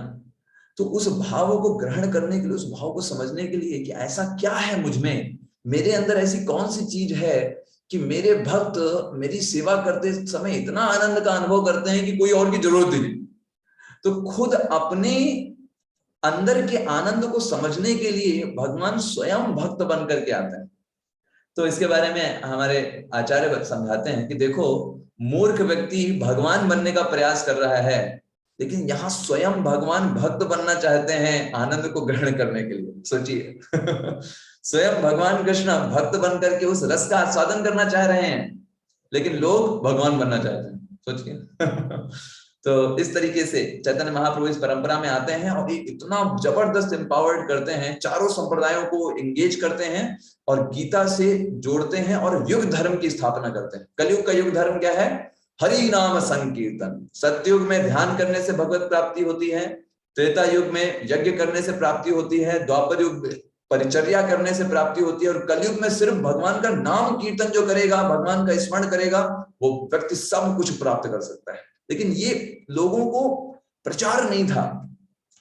इस युग धर्म की स्थापना करने के लिए चैतन्य महाप्रभु विशेष रूप से अवतरित होते हैं, और वो भी हर बार जैसे भगवान अवतार लेते हैं तो भगवान क्या बोलते हैं? परित्राणाय साधूनां विनाशाय च दुष्कृतां धर्म संस्थापनार्थाय संभवामि युगे युगे। तो भगवान बोलते हैं कि मैं हर युग में जन्म लेता हूं, क्या क्या करने के लिए?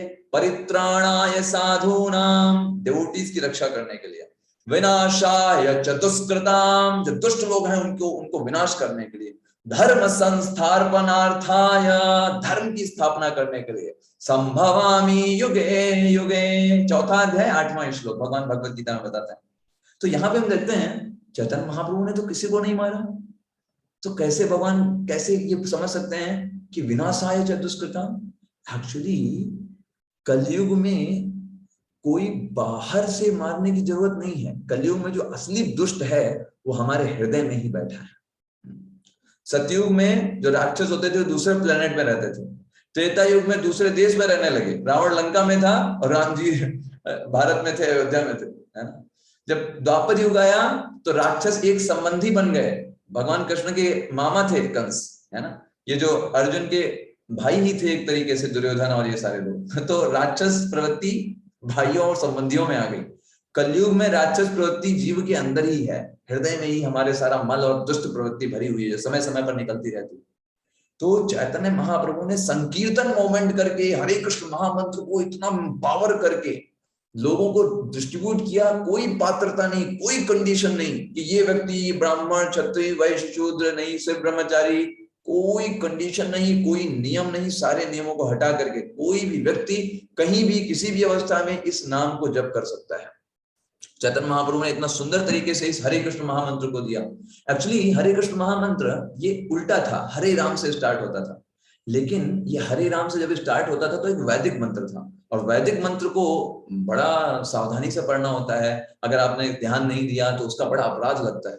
तो चैतन्य महाप्रभु ने इसको ज्यादा मर्सीफुल करने के लिए, एम्पावर करने के लिए, और कलयुगी जीवों की कंडीशनिंग को देखते हुए इसको हरे कृष्ण कर दिया और कहा नाउ दिस इज नॉट वैदिक मंत्र। अब ये वैदिक मंत्र नहीं है, लेकिन पावर पहले से ज्यादा है इसके लिए। और इसलिए हरे कृष्ण कृष्ण कृष्ण हरे हरे, हरे राम राम राम हरे। इसको प्रोपेगेट किया, कहा कोई अपराध नहीं, आप कभी भी किसी भी अवस्था में इसको जप कर सकते हैं। जितना ध्यान पूर्वक जप करेंगे उतना फायदा होगा, हमेशा आपको मदद करेगा। स्वल्पमप्यस्य धर्मस्य त्रायते महतो भयात्, है ना।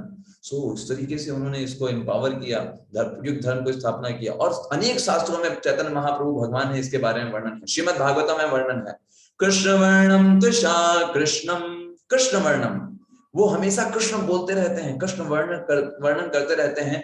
तुषा आ कृष्णम, लेकिन उनका शरीर जो है वो कृष्ण नहीं है, काला नहीं है, गोरा है ना। सांगो पांगास्त्र पार्षदम, और अपने साथ हमेशा पार्षदों को रखते हैं। यज्ञ संकीर्तन प्राय, और हमेशा संकीर्तन यज्ञ को कीर्तन करने को बल देते हैं, है ना। सुमेधसः यजन्ति ही सुमेधसा, जो कलयुग में बुद्धिमान लोग होंगे वो इस पथ को स्वीकार करेंगे, ऐसा करके श्रीमद् भागवतम में आता है ना। तो चैतन्य महाप्रभु क्यों प्रकाशित नहीं किए, है ना। आप देखो ज्यादातर लोगों के बारे में सुनोगे वो लोग यही जानते हैं चैतन्य महाप्रभु एक भक्त थे भगवान के, ऐसा करके लोग जानते हैं। उन्होंने क्यों नहीं प्रकाशित किया? एक्चुअली वो एक एग्जाम्पल सेट करना चाहते थे कैसे हमको भक्ति करना है भगवान की। भगवान ने तो भगवत गीता में बोल दिया कि भाई मेरी शरण में आओ, मुझको भगवान स्वीकार करो, मेरी पूजा करो, मेरी भक्ति करो, तुम सब प्राप्त कर लोगे। लेकिन एग्जाम्पल नहीं बताया ना कैसे शरण में आना है। तो चैतन्य महाप्रभु, वही श्री कृष्ण भगवान स्वयं चैतन्य महाप्रभु के रूप में आकर के अपने एग्जाम्पल्स के द्वारा दिखाते हैं कैसे भक्ति तुमको करना है, कैसे अपने चित्त को शुद्ध करना है भगवान की सेवा के लिए। और चैतन्य महाप्रभु ने एक घोषणा किया, पृथ्वी ते अचयदि नगर अधिग्राम सर्वत्र प्रचार हइबे मोर नाम। ये चैतन्य महाप्रभु ने एक भविष्यवाणी किया। क्या बोला? पृथ्वी ते अचयदि नगर अधिग्राम, इस पृथ्वी पे जितना भी नगर और जितने भी गांव हैं, सर्वत्र प्रचार हइबे मोर नाम, भगवान कृष्ण का नाम, ये जो संकीर्तन मोमेंट है पूरी पृथ्वी पे फैलेगा, चाहे वो किसी भी देश, किसी भी जाति, किसी भी वर्ण का हो, कोई भेदभाव नहीं होगा और सब लोग एक साथ गाएंगे हरे कृष्ण कृष्ण कृष्ण हरे हरे, हरे राम राम राम हरे हरे। उनकी ये घोषणा हुई और उन्होंने अपने आगे, उन्होंने स्वयं कोई रचना नहीं लिखी, सिर्फ 8 श्लोक लिखे हैं जिनको हम शिक्षाष्टकम के नाम से जानते हैं। ये 8 श्लोक सारे वेदों का निचोड़ है ना। हम 8 श्लोक आपको बताएंगे उन श्लोकों के बारे में। इन 8 श्लोकों में उन्होंने सबको लिख दिया और 6 गोस्वामियों को एम्पावर किया, है ना। आपको दिखाते हैं उन 6 गोस्वामियों को। तो ये 6 गोस्वामियों को उन्होंने एम्पावर किया और ये इनको बोला कि तुम लोग सारे शास्त्रों के निचोड़ को लिखो और समझाओ कैसे भक्ति जो है सबका निचोड़ है। और ये 6 गोस्वामी कोई छोटे मोटे गोस्वामी नहीं थे, ये सब लोग अपने आप में एक से एक बड़े एक्सपर्ट थे, है ना।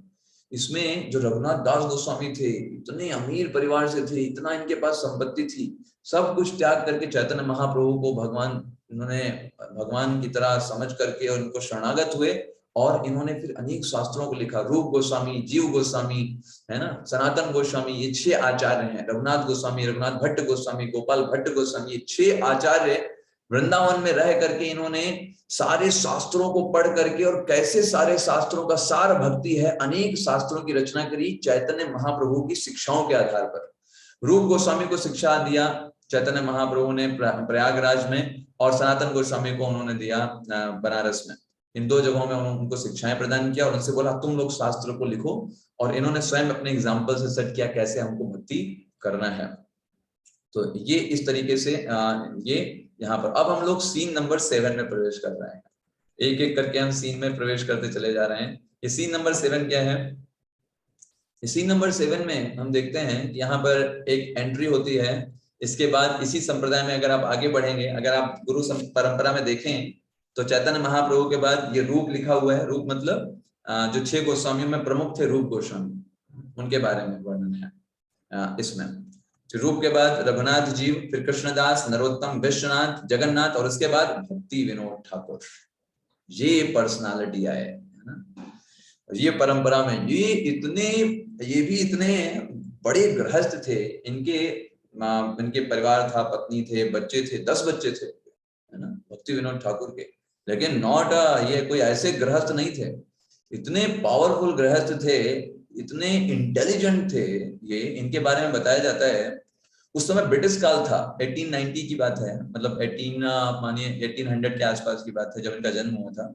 उस समय ब्रिटिश के जो लोग थे इतना इनसे इंस्पायर्ड थे कि उन्होंने इनके लिए, ये लॉयर थे, लॉयर के बाद ये जज बन गए थे हाई कोर्ट के, इनके लिए पर्सनल रेल लाइन बना दिया था।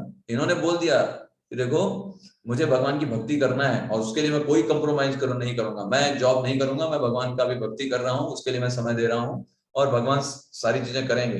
वो लोग, ब्रिटिश वाले लोग इनसे इतना ज्यादा प्रभावित थे क्योंकि ये क्या करते थे, जो केसेस कई सालों से लटके हुए हैं ना, उन केसेस को ये 5 मिनट में सॉल्व कर देते थे। तो जो 10 जज काम करते थे ये अकेले वो काम कर देते थे और बहुत जल्दी काम कर देते थे। तो जज लोग कहते थे ये व्यक्ति अकेले 10-15 लोगों का काम करता है, अगर ये नहीं करेगा तो अपना क्या होगा। तो इनके लिए पर्सनली आज भी वो रेल लाइन है, इनके घर तक रेल लाइन बनाई थी ब्रिटिश ने। सोचिए कितनी बड़ी बात है, एक तो ब्रिटिश काल में किसी भारतीय के लिए आप पूरी रेल लाइन बना देते हो, जज हाई कोर्ट से लेकर के उसके घर तक, कि भाई तुम्हारे लिए रेल लाइन बना रहे हैं और वो रेल लाइन सिर्फ इन्हीं को लाती थी और कोई पैसेंजर्स नहीं रहते थे उसमें, सिर्फ इनके लिए रेल लाइन बनाई थी। ये ऐसे पर्सनालिटी थे भक्ति विनोद ठाकुर, इतने ज्यादा इंटेलिजेंट, आध्यात्मिक रूप से भी और भौतिक रूप से भी, है ना। तो इन्होंने 1896 में, मतलब 1896 में इन्होंने एक पुस्तक लिखी और उस पुस्तक में लिखा चैतन्य महाप्रभु की शिक्षाएं, और इस तरीके से उन्होंने उस पुस्तक को कनाडा भेजा प्रचार के लिए कि चैतन्य महाप्रभु ने इसमें घोषणा किया है कि पूरे विश्व में प्रचार होगा और वो दिन बहुत जल्दी आने वाला है। इन्होंने उस पुस्तक में लिखा कि बहुत जल्दी एक ऐसे वैष्णव जन्म लेंगे जो पूरे विश्व में इस क्रांति, इस हरे कृष्ण मूवमेंट को फैला देंगे, और हर लोग, हर देश के लोग आएंगे इस नवदीप धाम में, पश्चिम बंगाल में आएंगे जहां पर चैतन्य महाप्रभु का प्राकट्य स्थान है, और वहां पर आकर के हजारों की संख्या में, लाखों की संख्या में वो आएंगे विदेशी भक्त, और वहां पर एक साथ मिलकर के संकीर्तन करेंगे, अपनी देश, जाति, वर्ण सबको भुला करके सिर्फ भगवान की भक्ति करते हुए, भगवान की सेवा और भगवान की प्रसन्नता के लिए। ऐसा करके उन्होंने उस पुस्तक में लिखा था, ये बहुत जल्दी वो ये समय आने वाला है। और ठीक ये वही साल है ना, 1896, जब श्रील प्रभुपाद जी ने जन्म लिया। लेकिन जो भक्ति विनोद ठाकुर हैं, इनके स्वयं के ही पुत्र कौन थे?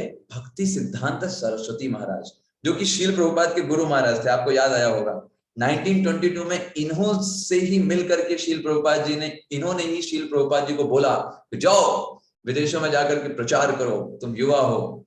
तो ये भक्ति विनोद ठाकुर के ही 10 पुत्रों में ये एक थे, और इन्होंने भी बहुत अच्छे से प्रचार किया। और सबसे बड़ा प्रचार और सबसे बड़ा इनका जो आप बोल सकते हो जो कार्य था, वो था श्रील प्रभुपाद को अपना शिष्य बनाना। तो अभी देखिए, हमने जहां से स्टार्ट किया था, we have come back again that same point, है ना। श्रील प्रभुपाद जी ने देखिए इतने कम समय में 71 ईयर्स से 82 ईयर्स में जो क्रांति लाया, जो पूरा विश्व कभी एक्सपेक्ट नहीं कर सकता था। तो ये कोई ऐसी चीज नहीं थी जो अचानक हो गई थी, ये इसके पीछे पूरा फाउंडेशन था। व्यासदेव जी से लेकर के, है ना, उसके बाद धीरे धीरे व्यासदेव के बाद किस तरीके से नीचे गौतम बुद्ध के बाद शंकराचार्य जी, शंकराचार्य के बाद वैष्णव आचार्यों के बाद किस तरीके से चैतन्य महाप्रभु के बाद भक्ति विनोद ठाकुर के बाद भक्ति सिद्धांत सरस्वती महाराज, और उनके बाद श्रील प्रभुपाद जी। और ये परंपरा है, ये एम्पावरमेंट उनको मिल गया श्रील प्रभुपाद जी को। और श्रील प्रभुपाद जी ने अपने आप को एक कठपुतली की तरह प्रेजेंट किया और पूरे विश्व में क्रांति ला दिया। जब 1896 में कोलकाता शहर में अभय चरण का जन्म होता है, तो उस समय एस्ट्रोलॉजर बुलाए जाते हैं, ज्योतिषी बुलाए जाते हैं, कहते हैं बताइए भाई इसके बारे में, बच्चे के बारे में। तो एस्ट्रोलॉजर बोलते हैं, this person really going to do amazing things. ये व्यक्ति इतना बड़ा धर्म का अवलंबी बनेगा, पूरे विश्व में हमारी भारतीय संस्कृति को फैलाएगा, 108 मंदिरों का निर्माण करेगा। उसी समय ज्योतिष ने बता दिया था। सो ये यहाँ पर जब उनके पिता ने ये बात सुनी, बड़े प्रसन्न हो गए। हाँ वाह क्या बात है ना, क्योंकि वो यही चाहते थे कि अपने बेटे को भगवान का भक्त बनाना। सो इस तरीके से ये इस्कॉन है ना। हमने इस्कॉन को आपको एक हल्का सा एक व्यू दिया, एक समझने का दृष्टिकोण आपको बताया आज के सत्र में। तो हम हल्का सा रिकैप कर लेंगे उसको अच्छे से समझने के लिए। हमने आज क्या सीखा, एक मिनट रिकैप कर लेते हैं। तो हमने श्रील प्रभुपाद जी के बारे में देखा, और यही श्रील प्रभुपाद जी ने फिर कैसे किया। पहले आपको पता है किस तरीके से वो वृंदावन में रहे, है ना, और वहां पर उन्होंने अपने आप को तैयार किया मिशन में जाने के लिए, और फिर पूरे विश्व में वर्ल्ड आचार्य के नाम से फेमस हो गए, पूरे विश्व गुरु के नाम से फेमस हो गए, और उन्होंने पूरे विश्व को भगवान की शुद्ध दिव्य प्रेममयी सेवा में लगा दिया। तो कभी कोई लोग बोलते थे प्रभुपाद जी को, प्रभुपाद जी बाकी संस्थाओं में तो बहुत भीड़ होती है, लोग बहुत जाते हैं, वो लोग बोलते हैं हम आपको भगवान बता देंगे, और हम लोग तो इतना शुद्ध तरीके से प्रोपोगेट कर रहे हैं भगवान की भक्ति को, हमारे तो इतना लोग नहीं जुड़ते हैं, है ना।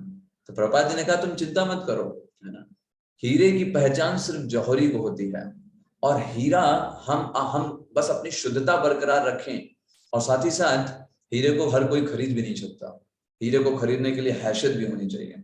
तो जो लोग शुद्धता चाहते हैं, सही चीज को अपनाना चाहते हैं, वो अपने आप आएंगे और इसको स्वीकार करेंगे, इस मोमेंट को, है ना। और जो लोगों के लिए अशुद्धता है, जिनको भगवान बनना है, अपने आप को भोगी इच्छा है, भगवान क्यों बनना चाहते हैं? भोग करना है, इसीलिए भगवान बनना चाहते हैं कि हम और अच्छे से भोग कर सके। अभी क्या इस शरीर से हम ज्यादा भोग नहीं कर पा रहे, भगवान बन जाएंगे तब भोग करेंगे।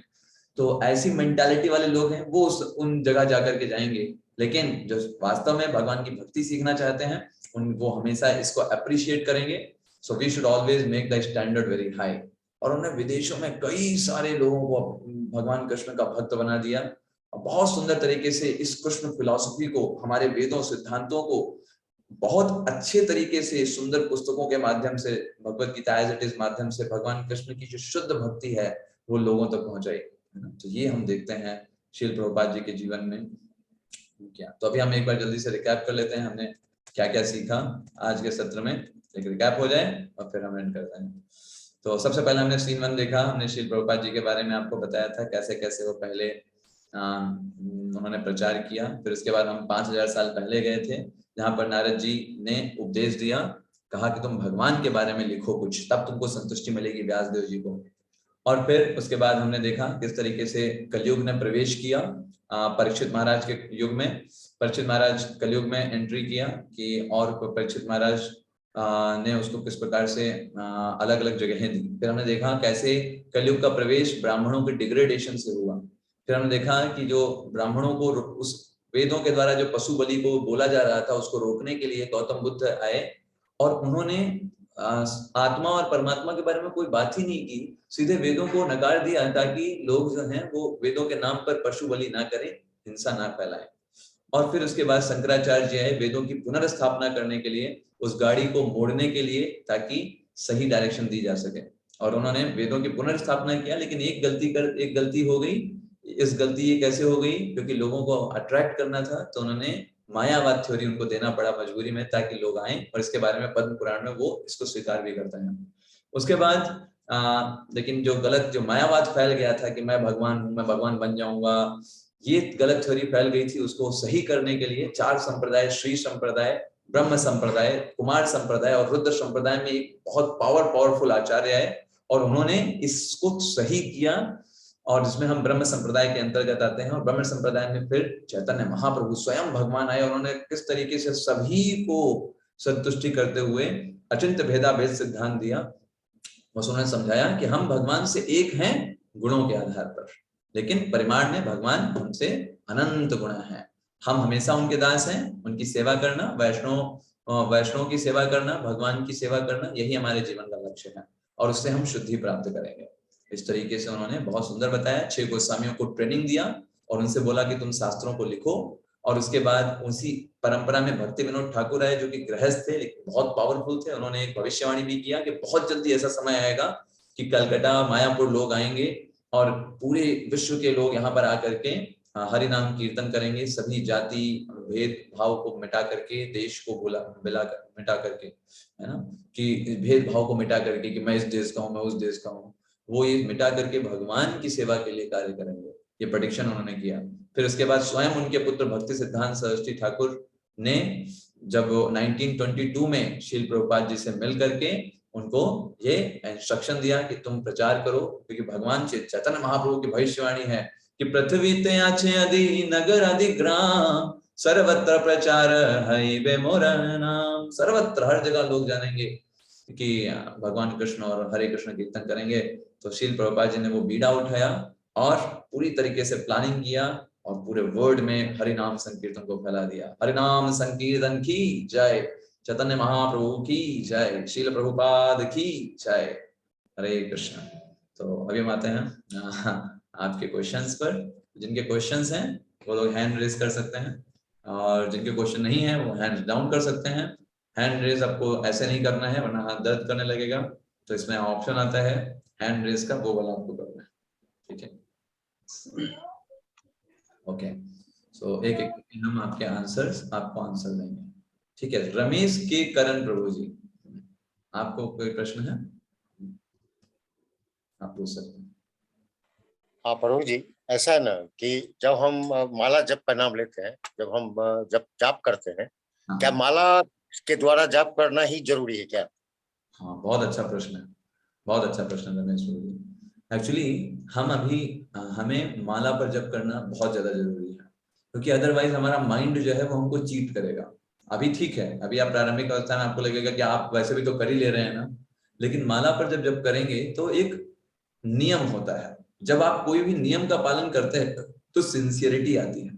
जितना ज्यादा आप अपने आप को नियम में बांधेंगे कि मुझे इतना करना है ना, माला में ही करना है, उससे आपकी त्वचा इंद्री भी जो है वो भी इंगेज हो जाती है। जितनी ज्यादा इंद्रियों को आप भगवान की सेवा में लगाओगे उतना इफेक्टिव वो काम होगा। ठीक है, तो इसलिए सारे वैष्णव आचार्य हमको बताते हैं कि हमको गिन करके माला में ही जप करना चाहिए, है ना। प्रभु जी एक चीज और कह रहा था, क्या मतलब उसके लिए गिनती जरूरी है क्या? अनगिनत हम कर सकते हैं ना? एक गिनती फिक्स करना जरूरी है, अदरवाइज माइंड आपको चीट करेगा, है ना। एक गिनती फिक्स कर लीजिए भाई, हम 2 माला हमको करना है, ठीक है। अब 2 माला के बाद फिर नहीं गिनेंगे, फिर चाहे जितना हो जाए। लेकिन अदरवाइज क्या करता है माइंड, कभी कभी माइंड बोलेगा अरे कल तो ज्यादा कर लिया था ना, कल तो 8 माला कर लिया, हाँ तो अब 8 दिन नहीं करेंगे, क्या होगा, सेम ही बात है। तो माइंड क्या है, बहुत चीट करता है। तो माइंड को कैसे बचाया जा सकता है? आर्ट ऑफ माइंड कंट्रोल में हमने देखा था ना, नियम से। आप अगर कोई नियम ले लेते हो ना, संकल्प, तो माइंड चीट नहीं कर पाएगा।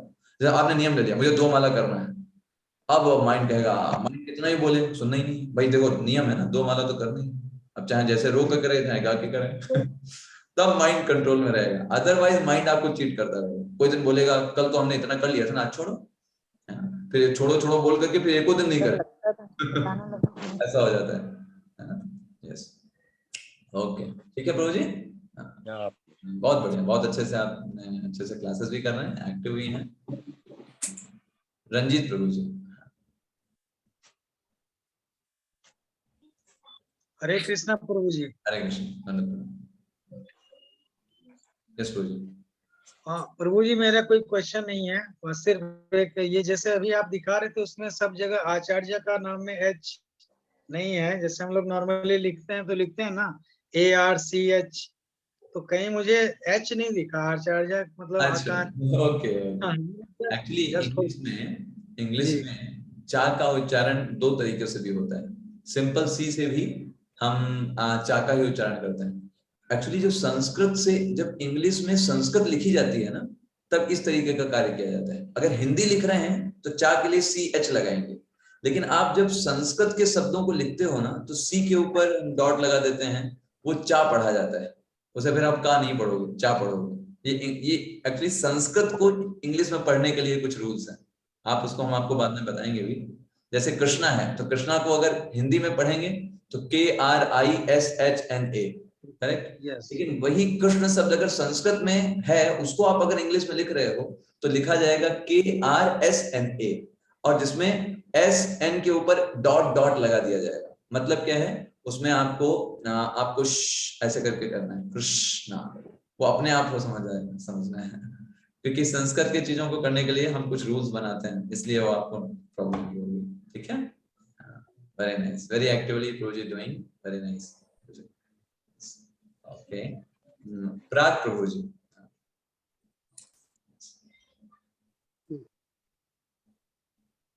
यस प्रभु जी, प्राग प्रभु जी आप पूछ सकते हैं। हाँ हाँ, बहुत बहुत धन्यवाद जी। बहुत बहुत, एक तो हरे, जब से हरि कीर्तन हरे नाम ले रहे हैं हम, मैं और मेरे परिवार में, तब से खुद से जुड़ने का, खुद से आप कनेक्ट हो गए हैं और खुद से जुड़ गए हैं, स्वयं से जुड़ गए हैं। इस भागती दुनिया में जब लोग बाहर जा देखते हैं, अंदर हम देखते हैं, तो हम डिस्कनेक्ट होने स्टार्ट हो गए थे। लेकिन जैसे ही आपने बड़े अच्छी तरह जो हरि कीर्तन बताया है, उस रोज हम जाप करते हैं, सुबह उठ के करते हैं, उससे अपने हमारा खुद में जुड़ाव हो रहा है, उसके लिए बहुत बहुत धन्यवाद।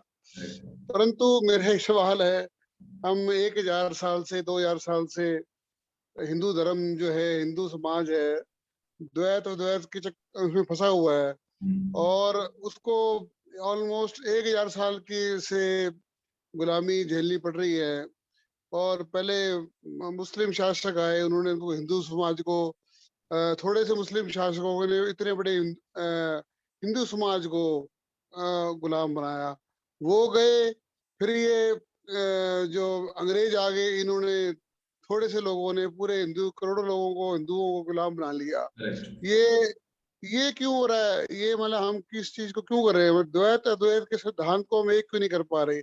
और जब ये एक होंगे और गीता का पाठ श्रवण कीर्तन हमारे स्कूलों में पढ़ाया जाएगा, स्कूलों में हमें गीता का श्लोक पढ़ाया जाएगा, बच्चों में पढ़ाया जाएगा, तभी संस्कार आएंगे। तो मेरी आपसे हाथ जोड़ के विनती है कि स्कूलों में सरकारी प्राइवेट सब में गीता का पाठ कराया जाए, ताकि उनकी छोटी उम्र में संस्कार हो और हमें दोबारा गुलामी नहीं झेलनी पड़े, अदरवाइज हम गुलाम निश्चित बनेंगे।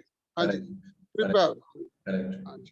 बहुत अच्छा प्रभु जी, प्राग प्रभु जी ने यहाँ पे बोला कि देखिए जो ये चीजें हुई है ना, जब श्रील प्रभुपाद जी इंग्लैंड में गए थे तो इंग्लैंड में लोग आया करे ये कैसे कहाँ से सन्यासी आए हैं और लगता है हम लोगों ने शासन किया है इनके, अब ये कुछ आए हैं हमारा कुछ लेने यहाँ से।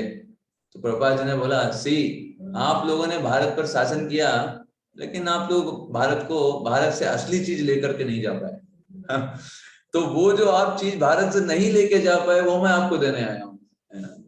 वो असली चीज आपने बाकी सब तो लूटा, जो असली चीज थी उसको तो छोड़ दिया है ना, और उससे आपको कोई फायदा नहीं होगा। वो असली चीज मैं देने आया हूँ, मैं कुछ आपसे लेने नहीं आया, है ना। तो श्रील प्रभुपाद जी ने ये चीज वहां पर हरे कृष्ण महामंत्र दिया। एक्चुअली जितना भी शासन हुआ हो, जितना भी ये चीजें हुई हो, भगवान की भक्ति का प्रचार और भगवान की सारी चीजों का प्रचार हमेशा से किया गया वैष्णव आचार्यों के द्वारा, और वो हमेशा से चलता रहा है। साथ ही साथ जीवन में जो चीजें आती हैं, परिस्थितियां आती हैं, वो भगवान ही उसको निर्धारित करते हैं एक कलयुग के प्रभाव के चलते, है ना। अभी आप देखिए यूक्रेन कितना डेवलपमेंट था, कंट्री था। अब यूक्रेन के बारे में अगर पढ़ेंगे आपको आश्चर्य होगा, वहां इतना ज्यादा डेवलपमेंट है ना। हाँ, अभी जिसको जाना है वो जा सकते हैं। यस रमेश प्रभु जी, है ना, आप जा सकते हो जिसको जाना है। अभी हम जस्ट क्वेश्चन आंसर्स कर रहे हैं, क्विज हम आपको भेज देंगे इस डिस्कशन के बाद। तो हम देखते हैं यूक्रेन भी कितना डेवलपमेंट था, लेकिन अभी देखिए पूरा तरीके से ध्वस्त हो रहा है ना।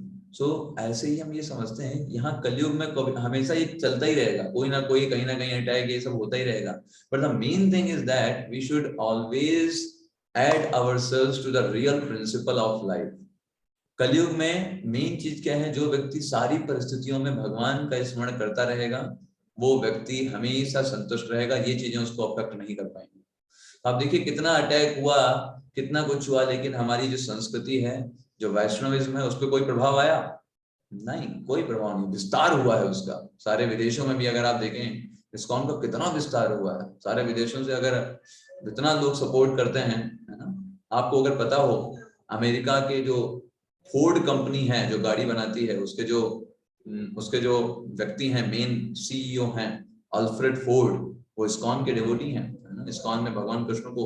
और उन्होंने अभी जो इस्कॉन मायापुर बनना है, जिसका प्रोजेक्ट लगभग 1500 करोड़ रुपए का है ना। इस्कॉन मायापुर विश्व का सबसे बड़ा मंदिर जो बनने जा रहा है पश्चिम बंगाल में, उसके लिए अकेले 500 करोड़ रुपए का डोनेशन दिए। आप समझ सकते हैं कितना, 500 करोड़ रुपए का डोनेशन उन्होंने अकेले दिया है कि चैतन्य महाप्रभु का जो जन्म स्थान है वहां पर इतना भव्य मंदिर बनना चाहिए कि पूरे विश्व के 10,000 लोग एक साथ आकर के भगवान की प्रेयर कर सकें। उन्होंने अकेले, और स्वयं उस पूरे प्रोजेक्ट के वो हेड हैं, उस प्रोजेक्ट को पूरा देख रहे हैं कि अच्छे से मंदिर का निर्माण होना चाहिए। अब सोचिए, है ना, तो कितना ग्लोरीज और कितना महिमा, कितना सपोर्ट पूरे हर जगह से लोग कर रहे हैं इस भक्ति आंदोलन को आगे बढ़ाने के लिए। आप सोच सकते हैं कितना पावरफुली श्रील प्रभुपाद जी ने इस पूरे विश्व में इसको फैलाया है। तो हमें बस इसको अच्छे से करना है, एवरीथिंग कम्स ऑटोमेटिकली। आप देखेंगे जो अगर आप हरे कृष्ण महामंत्र करते रहेंगे ना, धीरे धीरे आपका हृदय शुद्ध होता रहेगा। स्टार्टिंग में जब आप कोई कमरे की सफाई करते हो ना, तो उस समय पहले जब कमरे में प्रवेश करेंगे लगता है कमरा साफ है, लेकिन जब धुलाई करने लगेंगे तो गर्द उड़ने लगता है ना। तो हमको लगता है अरे कमरा कितना ज्यादा गंदा था। तो ऐसे ही अभी जब आप हृदय की सफाई आपने स्टार्ट कर दिया है, तो थोड़े समय आपको लगेगा अरे अभी भी मेरे अंदर बुरे विचार आ रहे हैं, अभी भी मेरा मन शांत नहीं हो रहा है, लेकिन धैर्य रखिए। आपने सफाई करना स्टार्ट किया है ना, तो साफ होगा। आपको धैर्य रख करके सफाई नहीं रोकना है। ये नहीं अरे गर्द उड़ने लगी चलो सफाई बंद कर दो, नो, आपको सफाई कंटिन्यू करना है। So that is the thing, है ना। उत्साह निश्चयात धैर्यात, उत्साह रखना है, निश्चय रखना है कि हमें भगवत प्राप्ति होगी, साथ साथ में धैर्य को भी रखना है। ये नहीं प्रभु जी हमको भगवान दिखाई नहीं दे रहे हैं, अरे भाई, है ना, थोड़ा आराम से चलिए, है ना। इतना जल्दी भगवान नहीं दिखाई देंगे। हृदय को शुद्ध करो पहले, हृदय शुद्ध को करने का ये साधन है हरे नाम जप। कृष्ण कृष्ण कृष्ण हरे हरे, हरे राम राम राम हरे हरे। आरती कुमार, आरती कुमार आप पूछ सकते हैं। हरे कृष्णा प्रभु जी। हरे कृष्ण माता, हरे कृष्ण। प्रभु जी, तुलसी माला 2 राउंड पहनने के बाद क्या लाल और काली मसूर की दाल खाई जा सकती है या नहीं? मसूर की दाल में कुछ ऐसा मनाही नहीं है, उसके लिए कोई नहीं। वैसे हम जनरली मसूर की दाल इसलिए नहीं खाते हैं क्योंकि हाई प्रोटीन होते हैं, प्रोटीन बहुत ज्यादा मात्रा में होती है, तो इसलिए उसको मना किया जाता है कि हम ना लें। लेकिन उसका तुलसी की माला से कोई रिलेशन नहीं, तामसी। लेकिन मैंने ऐसा सुना था कि जहाँ पे कामधेनु गाय का वध हुआ था और उसके बाद जहाँ उनका खून गिरा था वहां पे मसूर दाल। नहीं, मसूर दाल नहीं था एक्चुअली, लहसुन और प्याज के लिए वो बताया जाता है। प्याज जो है वो खून था और जो हड्डियां थी वो लहसुन में परिणत हो गई थी। ठीक है। अच्छा, और प्रभु जी चॉकलेट्स खाई जा सकती है कि नहीं? चॉकलेट खाने में कोई बुराई नहीं है, लेकिन अगर उसमें कोको पाउडर ना पड़ा हो तो। कोको पाउडर होता है वो नशीला होता है, तो जनरली जो चॉकलेट बनती है वो कोको पाउडर से ही बनाई जाती है। लेकिन अगर कोई ऐसी चॉकलेट है अगर उसमें कोको पाउडर नहीं यूज हुआ है तो आप चॉकलेट ले सकते हैं। जी प्रभु जी, कल के दिन एकादशी है, एकादशी के दिन अर्चा विग्रह को भोग क्या लगाना चाहिए? अर्चा विग्रह को आप अच्छे से भोग लगा सकते हैं, आप चाहें तो उनको अन्न का भी भोग लगा सकते हैं, कोई प्रॉब्लम नहीं है। हमें नहीं खाना चाहिए, लेकिन अर्चा विग्रह को भोग लगा सकते हैं। भगवान व्रत थोड़ा ना रहते हैं। हाँ जी, हाँ जी, है ना। ओके, ठीक है। हरे कृष्णा प्रभु जी। जी हरे कृष्णा। आशीष भोई प्रभु। हरे कृष्ण प्रभु। हरे कृष्ण प्रभु जी, मैं ये स्वामीनारायण भगवान ये भी अवतार है भगवान जी? क्या स्वामीनारायण भगवान? स्वामी नारायण भगवान, देखिए समाज में कई सारे पंथ बने हुए हैं, लेकिन हमें उसकी ऑथेंटिसिटी पता होनी चाहिए। कहाँ पे जो वो चीजें बता रहे हैं किस शास्त्र में लिखी हुई है, कहाँ पर है, किसका प्रतिपादन किया जा रहा है। अगर शास्त्रों के आधार पर है तभी हम स्वीकार करते हैं। भगवान भगवत गीता में एकदम स्पष्ट बताते हैं। तो आशीष वही प्रभु, हम आपको एक श्लोक बताएंगे, आप उसको पढ़िएगा, 16वें अध्याय का 23वां श्लोक। ठीक है, आप पढ़िएगा, जिसमें भगवान स्पष्ट तरीके से बताते हैं, है ना। यह शास्त्र विधि मत्सर्ज वर्तते कामकारतः न सिद्धि न मवाप्नोति न सुखम न परांगतिम। एकदम सिंपल प्रिंसिपल है।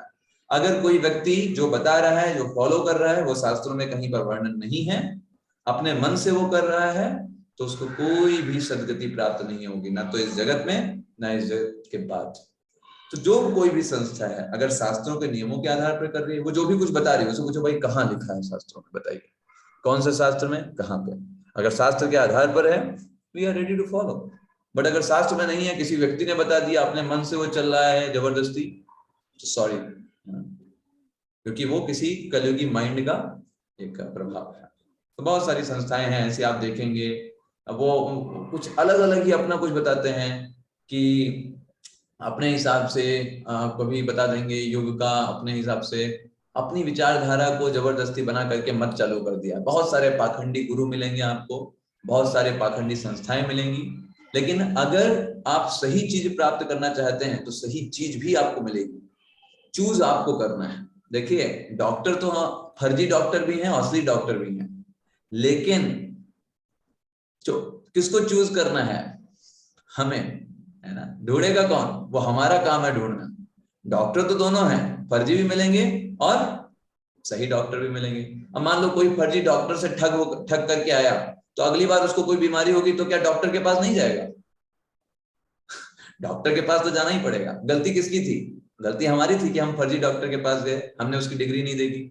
ठीक है, ऐसे ही आपको शास्त्र में बहुत सारे मिलेंगे, शास्त्रों को गलत तरीके से तोड़ मरोड़ करके बताने वाले, लेकिन ये पहचान करना ये हमारी रिस्पॉन्सिबिलिटी। श्री प्रभुपाद जी हमेशा इसमें बड़े स्ट्रॉन्ग थे, है ना, कि किसी को भी गुरु या नहीं समझा जा सकता। जो जो भगवान ने बताया है वही चीजों को बताए, भगवान की शरण में ले जाए, वही व्यक्ति को गुरु और स्पिरिचुअल मास्टर बोला जा सकता है। ऐसे ही कोई व्यक्ति अपने हिसाब से कुछ बोलने लगे, वो गुरु को एक श्रेणी नहीं है। हम इसको बहुत अच्छे से आगे से समझेंगे भी आगे। सुरेखा मोहिते माता जी। हरे कृष्ण प्रभु जी। हरे कृष्ण, हरे कृष्ण। प्रभु जी, हम जब माला जप करते समय इंडेक्स फिंगर को क्यों नहीं यूज कर सकते? उसको अशुभ क्यों माना गया है?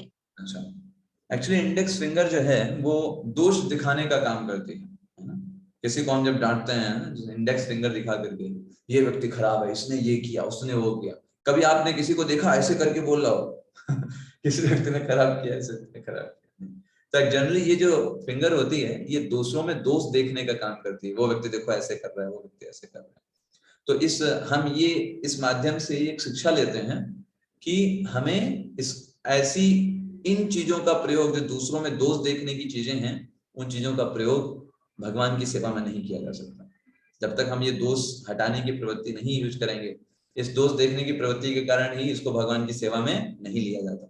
ठीक इसी प्रकार हमें भी शुद्ध होना है, दूसरों में दोष नहीं देखना है, तभी हम भगवान की सेवा में प्रयोग किए जा सकते हैं। ये 3 फिंगर्स दोष नहीं देखते, इसलिए भगवान की सेवा कर रहे हैं अच्छे से। और ये बेचारी दोष देखती है तो ये बाहर है, भगवान की सेवा से वंचित है। तो ये कॉन्सेप्ट अपने माइंड में रखने के लिए है ना। ठीक है सुरेखा माता जी। हाँ प्रभु जी, धन्यवाद प्रभु जी। हरे कृष्ण। तो ठीक है, अभी हमें लगता है सभी के प्रश्नों के आंसर्स हो गए हैं। तो हम आपको इसके कुछ भी भेज देंगे, और इस सप्ताह के लिए 2 श्लोक हैं वो भी हम आपको आज भेज देंगे। तो आप सभी का बहुत बहुत धन्यवाद। आप इतने अच्छे से आपने सेशन अटेंड कर रहे हैं और अपने श्लोकों को रिकॉर्ड करके भी भेज रहे हैं। मैं सबको एनालिसिस भी कर रहा हूँ, कौन व्यक्ति कितना अच्छे से परफॉर्म कर रहे हैं। आप क्विज़ेस भी बहुत अच्छे से कर रहे हैं। So nice to see many persons doing very good, and some people are coming in morning japa. It's very nice to see all of you. है ना, टुडे हमने आज किया भी 5:30 से लेकर 7 तक। बहुत अच्छा लगा, आप सभी लोग इतने एक्टिवली भगवान की भक्ति कर रहे हैं और इससे आपको बहुत फायदा मिलेगा, है ना। सभी का बहुत बहुत धन्यवाद। हरे कृष्ण हरे कृष्ण। धन्यवाद प्रणाम। हरे कृष्ण हरे कृष्ण हरे कृष्ण हरे कृष्ण हरे कृष्ण हरे कृष्ण।